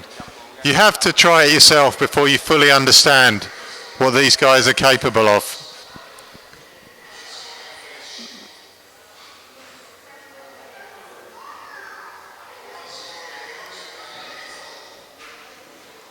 The skill level 喺終點裏邊 is extraordinary. 情況咧就係我哋呢個航道嚟講嘅話咧，暫時都清理咗方便翻我哋嘅獨木舟。 Now, mid-pack paddlers coming through. I think we probably already missed the junior winners, and that's going to be between Joshua Fenn, Hector Heno, and Oscar Jones.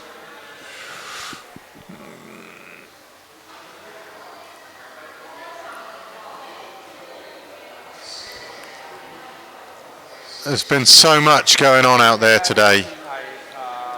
I'm shattered here in commentary. It's literally been edge of the seat stuff.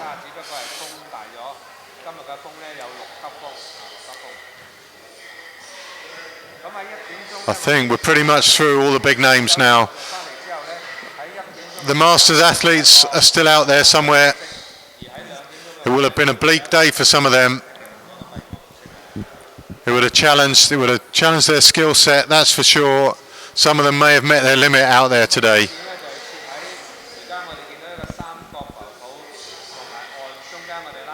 It all seems so peaceful in Titan Bay.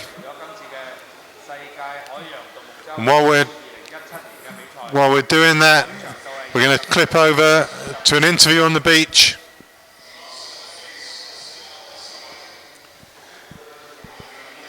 We'll bring you that interview right now.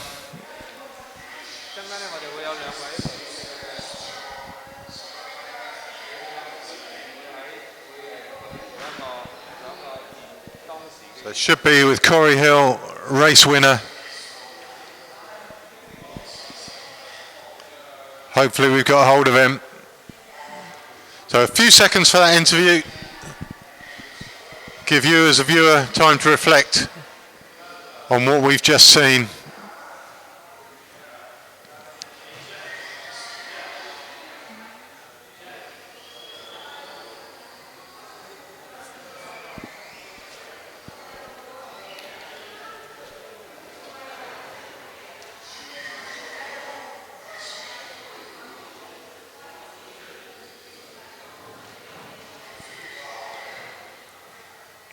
I really apologise for not being able to name check everyone across the line.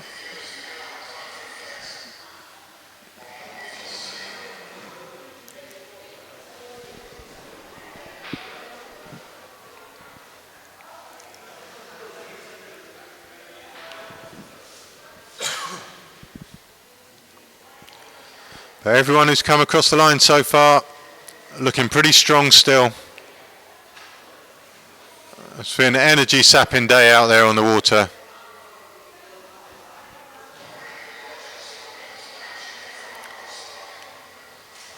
It's calmed down considerably in the bay since this morning, and we'll go to interview fairly soon now.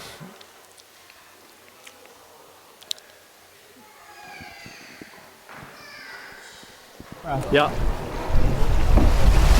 No boogers. Okay, talk us through that. World champion. What's happened? So how was the race?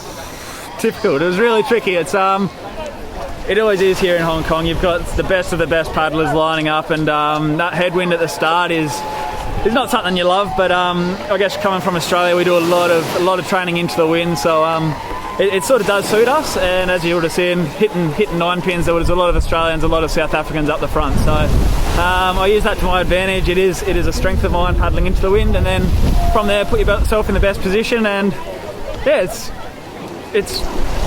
awesome. Like, to come home with a win again it's a bit overwhelming, really. And it looked like, I mean, obviously you went out in front there.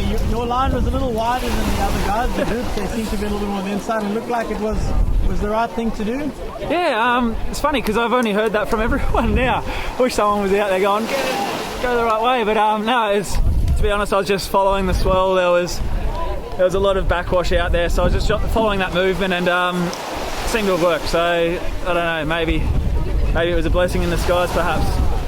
Okay, cool. And Hong Kong has an experience, obviously, world champion again. How does it feel? Mate, Hong Kong is amazing. You've got a great paddling community. I can't thank everyone enough for putting this race on, and year after year, getting the best paddlers here. It couldn't be easy. So I'll be back next year. This is my 6th time here. Let's come back for number 7 next year. And what else can I say? It's great. Okay. Great to hear from a winner. Great to hear from the winner there. Yeah. Yeah. So the acknowledgement of the fact that all the best of the best were here this weekend, both in the women's race and in the men's race. There was no one here who could claim to be a winner. No one who wasn't here, rather, who could claim that they could have taken any of these titles. The best of the best were here. You heard Corey Hill say it. And for the second time in a row, the cream rose to the top. And Australia have taken the honours.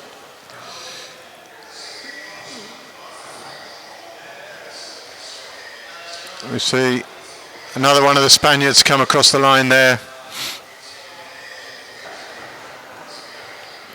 We should hopefully get another interview coming up fairly shortly as we catch up with the guys.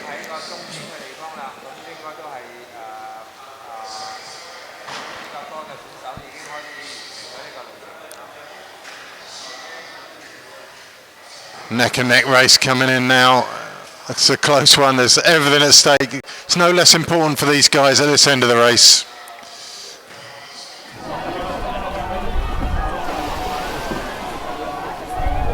Okay, Sean, the race is over. How was it? Talk me through that race. Yeah, it was a tough race. It always is a tough race. This Hong Kong Dragon Run doesn't leave any prisoners. Sure. Yeah, I'm disappointed with my race. I mean, I would love to have won the thing, but at the end of the day, I left it all out there and I paddled what I could. So I can't be too disappointed, but I'm really happy to see the level of paddling. It's just getting better and better and better. And my brother had a fantastic race. I've never seen anyone go downwind like that in my life. Honestly, it was a show. So yeah, I'll be back. I'll definitely be back to France next time.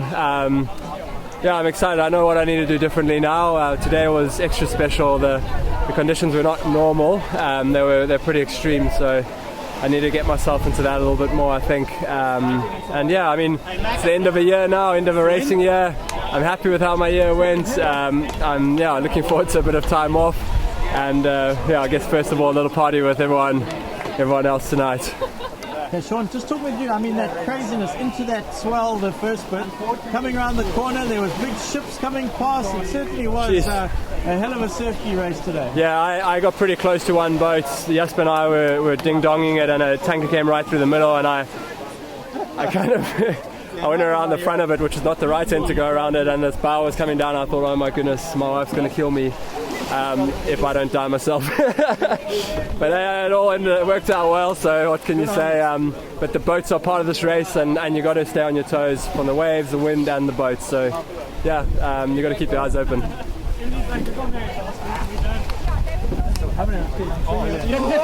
So when you hear someone of Sean Rice's ability describe the conditions as extreme, you know it's been quite a day on the water. Unbelievable. So even the best of the best noticed that it wasn't normal out there today. And for the paddlers coming in now, it most certainly would have been a challenge. During Sean's interview there, it was good to see Mike Mills, Tom. He'd finished in the background. He will have finished pretty high up in his category, I'm sure. Mike, a very good friend of mine back from the marathon days. But he would certainly give me a proper kick in on a race like this, that is for sure.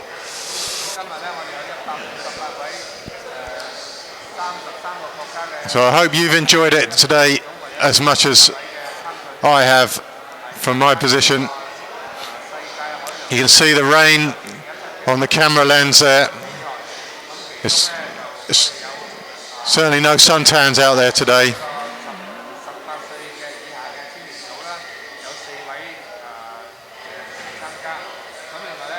So all the masters coming in now.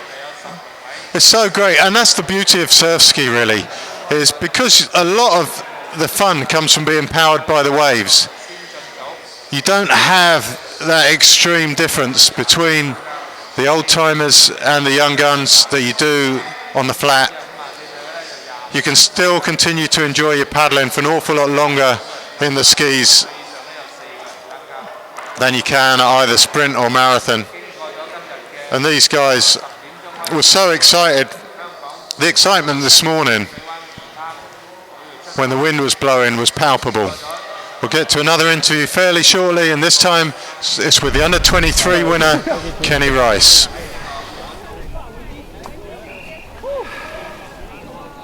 Okay, Kenny Rice, great race there. Talk me through that. Yeah, fantastic race. Good conditions. Had a terrible start.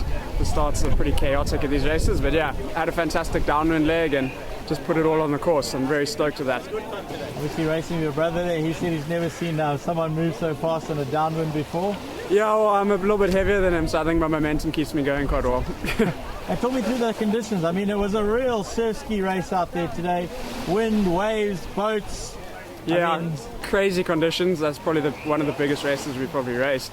Big groundswell running, fantastic runs. So they couldn't really ask for more. So it was a pure display of surf ski. And I mean, that just shows the difference between flat water and surf ski. I mean, their ladies' race yesterday was super flat and compared to today. Yeah, that was like a pond yesterday. I'm glad we didn't have that today. Okay, great. Well done. Cool. So, Kenny there acknowledging the quality of both the race, the athletes and the conditions.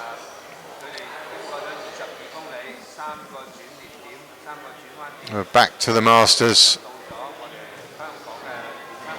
I'll be really interested to find out if anyone bailed on it today and turned back. I know they left a lorry back at the start in case. I'm going to interview one of the other athletes.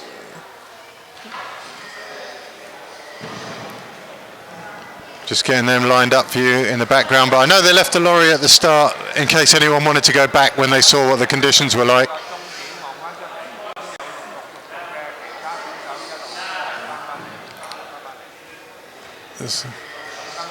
So as we look back up the course, come to an interview with one of the Italians. I speak. Okay, Andrea Tavia from Italy, talk me through your race. How was that? It was a very hard race. At the start of the race, there was so much waves to obstacle us paddles. After 9 Pines Island, there was a very nice condition, but there wasn't so windy. At the half of the race, the measure of the waves were smaller, but there was more windy. At the end was very hard because lateral wind and the waves were smaller and smaller. The last kilometer was terrible. So good race, first experience at the World Cup, was very nice. I hope at the next edition I race again. Bye. Great. Thank you. Thank you. So that's from one of the middle of the road paddlers there. He did a great job out there today. And as the tail enders come in, some of the front runners are coming in close to where we are in commentary. There are some very tired people coming through here. Hank McGregor came in, he said he just blew before the end, but he certainly made it entertaining for the rest of us. Made a proper race of it towards the end. And without people like that, who are happy to fight to the death, these races wouldn't be half of what they are. Absolutely phenomenal out there today.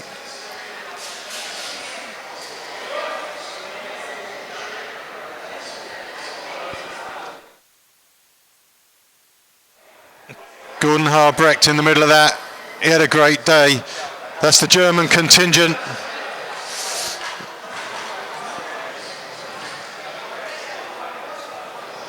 You've got an Olympic finalist or medalist and world medalist in that group as well.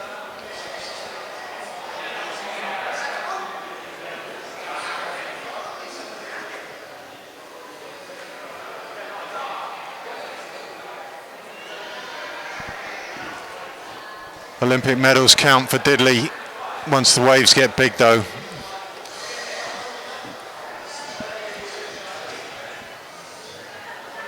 They all seem so calm. And there's a picture for you. A race dissection going on there. Who did what and when? Who could have changed what?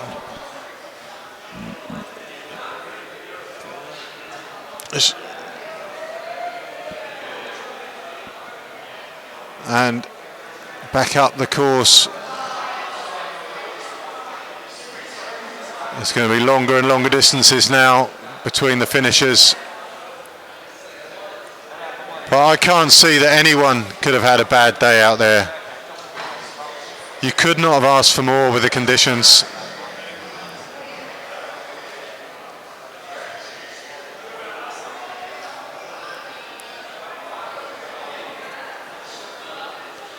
Yesterday there was doom and gloom among the ski specialists about the flat water. Today nothing but excitement. Looks like Billy Harker there, famous more for his funky pants than his paddling these days. And there's two pairs of funky pants right there.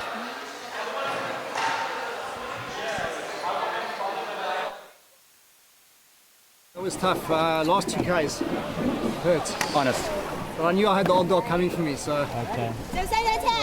Proper ocean, make no mistake. Yeah. Anybody could paddle that comfortably. Was a solid ocean paddler. It's a serious course, worthy World Cup, proper. Yeah, no, but, it's good.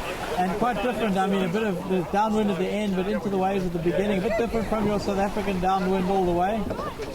Yeah, I think I'd call it more like an out and back style course. Although the finish was tough because then you don't just cruise into the finish. You still some thinking to be done in the last 5 Ks. Couldn't put your blade down. It was hard. Good 20 and 23 and a half. It was longer than expected, mate. So. A little beer now, that's us. But check the pants. Aussie SA. Aussie took it. Aussie funky pants. Already Bowman. Oh, there we go, Matty. How long have you been in, Dave? Oh, they're going to on the line. Yeah, they are. Okay, great. I'll tell you now, Matthew, when we're live.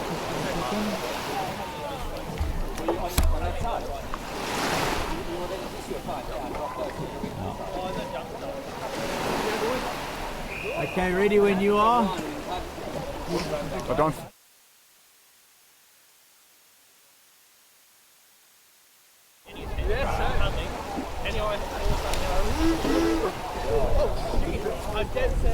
Okay, Matthew.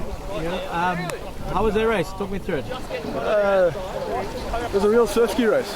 This is a great venue. It's not ideal anywhere really, but it's at the same time there's a bit for everybody. There's a flat water bit, there's a power bit, there's a downwind bit, and it's hard. It's a really honest race. There's sort of nowhere you can't really come with a gentle approach. You've got to attack it. It was really hard. The top guys were all in a bunch the whole way. We could kind of see each other all the time peripherally, but at the same time you couldn't really work out where you were. Sometimes it felt like you were in front, sometimes it felt like you were 20th. And you just sort of had to stay calm, to stick with the oath and try to find the movement, try to find the rhythm, and stick to your guns. It was good. It was a really fun race. Great. Okay, Kata. Great to hear from Matt Bowman, one of the nicest guys in the sport. No, there's one guy there. And the conversations continue on the beach. There's no one out there who hasn't got a story to tell today.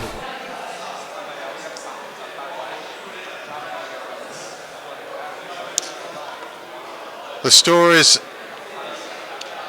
over drinks after these races are good even when the races aren't good. So with conditions like today, it's going to be a lot to tell.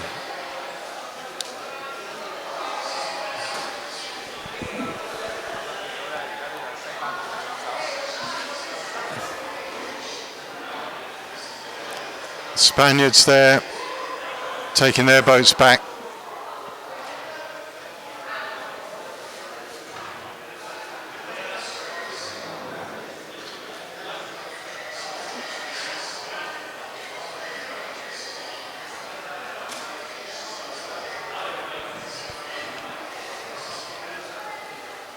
So the kids in the front there from the Sea School, the school here, a boarding school for disadvantaged kids, It's very much a last-ditch option for people and an opportunity that otherwise they wouldn't be afforded. It's a great facility here, as you can see. Sailing boats, kayaks, skis, they've got everything, ocean rowing boats here. And it's very much a turnaround facility for kids like those. So it's been a really cool venue to work from.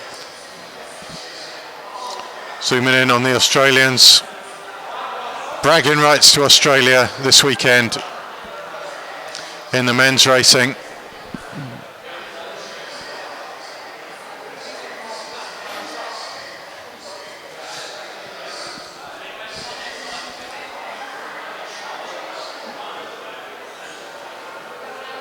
Still the finishers come in.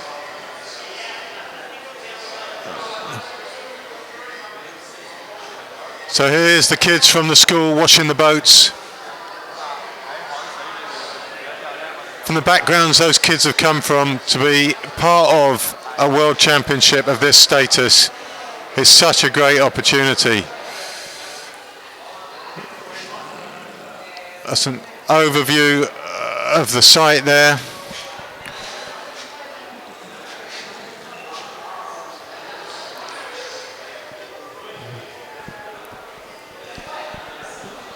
The school itself's been here for some 60 years and has served the same role now as it did right from the beginning.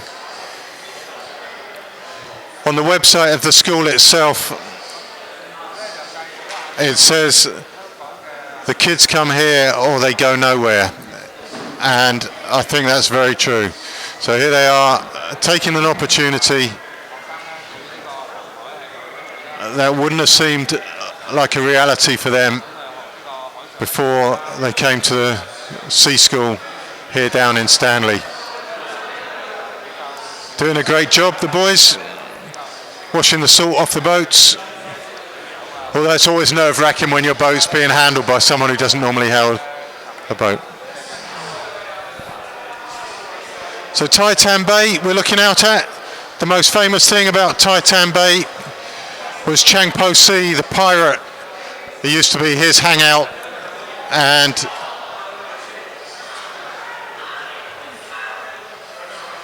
it's also been fishing central, centre for fishing and commerce. But away from history towards the current day,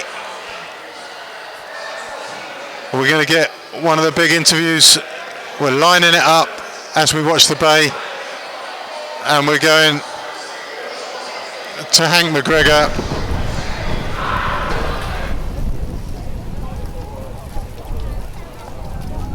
Okay, Hank, into the World Cup, talk me through your race. All I can say, it was a tough day out. Hats off to the winner. Corey had a solid race, he deserved the win, and I guess I was first loser. So yeah, it was one of those races. It was tough all the way to 9 pins. It was really unsettling, and the water was messy, and you just had to power through. And yeah, I had a good downwind leg. I bridged the gap on Corey, and I got to Kissing Whales, and I was just ahead of Kenny Rice, and got one swamping, and I lost 100 meters in like 20 seconds. So yeah, I was only lying third. I had to catch up to second, and yeah, Corey just had the edge in the end, and hats off to him, he deserved it. Quite messy, I mean, it's not like a typical downwind all the way. You've got these different sections of the course, which makes it a bit of a challenge. Yeah, for sure. You know, that's what makes it a unique race, and it's normally the best paddler wins at the end of the day. So, like I said, you know, it was Corey's day today, and I guess I have to stand on the second place. So, yeah, it was. I had a solid race. I couldn't have done anything different. Maybe just gone a little bit faster at some stage. But yeah, thanks. Great to hear from Hank McGregor, a legend not only in this sport but in marathon paddling. And there's a view of Stanley Bay. You can see the juxtaposition between the development in Hong Kong and the beautiful scenery. There's so much nature here. In fact, in Stanley last night, Stanley Town, in the town centre itself, were wild pigs, a whole family of 8 wild pigs, and that's how close nature is to Hong Kong. But the the flip side of that is that there are 7.3 million people living in a 1,000 kilometre island, and it's one of the most crowded places. I think the fourth most crowded place in the world. It has the most skyscrapers anywhere in the world, and they just keep going up and up. You need to see it to believe it. It's the most phenomenal town.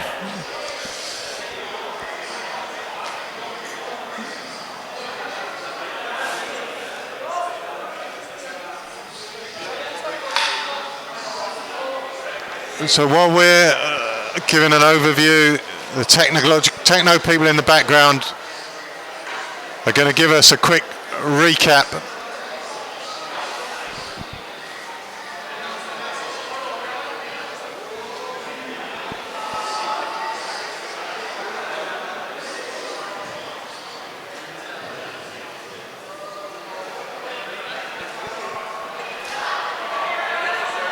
So the day started off with excitement. The wind was blowing all night. It came up around 8 o'clock last night, as was promised. And the guys were on fire this morning loading the boats. There was so much excitement. And off they went to the start. All the excitement here at the finish died off. And then it was a long wait for the start of the race itself. Frenetic from the start. All the big guns up there straight away. And the first 1,000 metres fairly straightforward, simple into the oncoming swell. And at this stage, just a marathon race environment. Very familiar to Hank McGregor, who we see in the lead here. I think they knew that whoever got round 9 pins first was in with a very good shout of victory.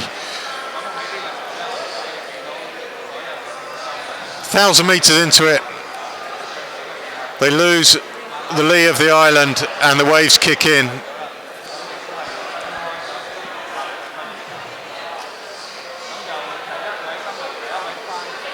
We saw Sean Rice leading that second pack to the right of the screen there as the tail enders come through. They've only left the beach about 2 minutes ago, and you can see how big the gaps are between the people who are great and the people who are just good.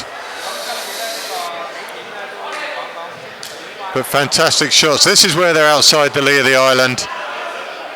Immediately Hill went to the front, and as it turned out, it was game over for the others. Matt Bowman, a brave effort. He came narrow, he came shallow on that turn. He made up some ground. Sean Rice and Matt Bowman in shot there.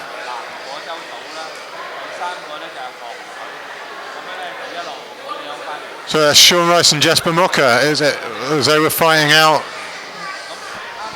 This is on the downwind leg. And this is where Sean Rice nearly met an untimely end. A big boat going through the field.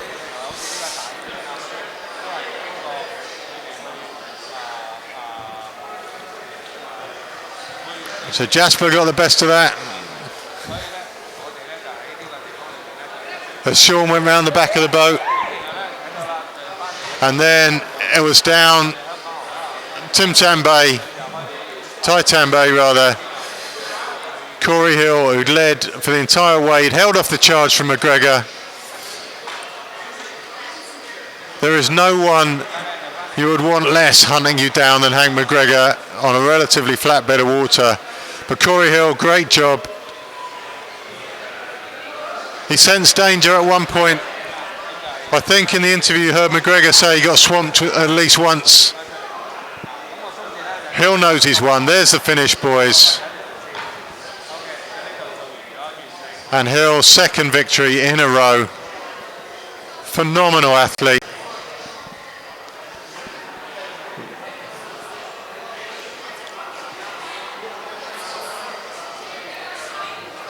All cheerful. At the end of the replay, we should get a graphic showing you who's won what through the classes.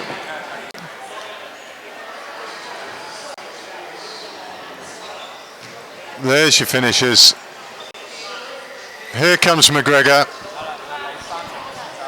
Still paddling hard, even though the game's over.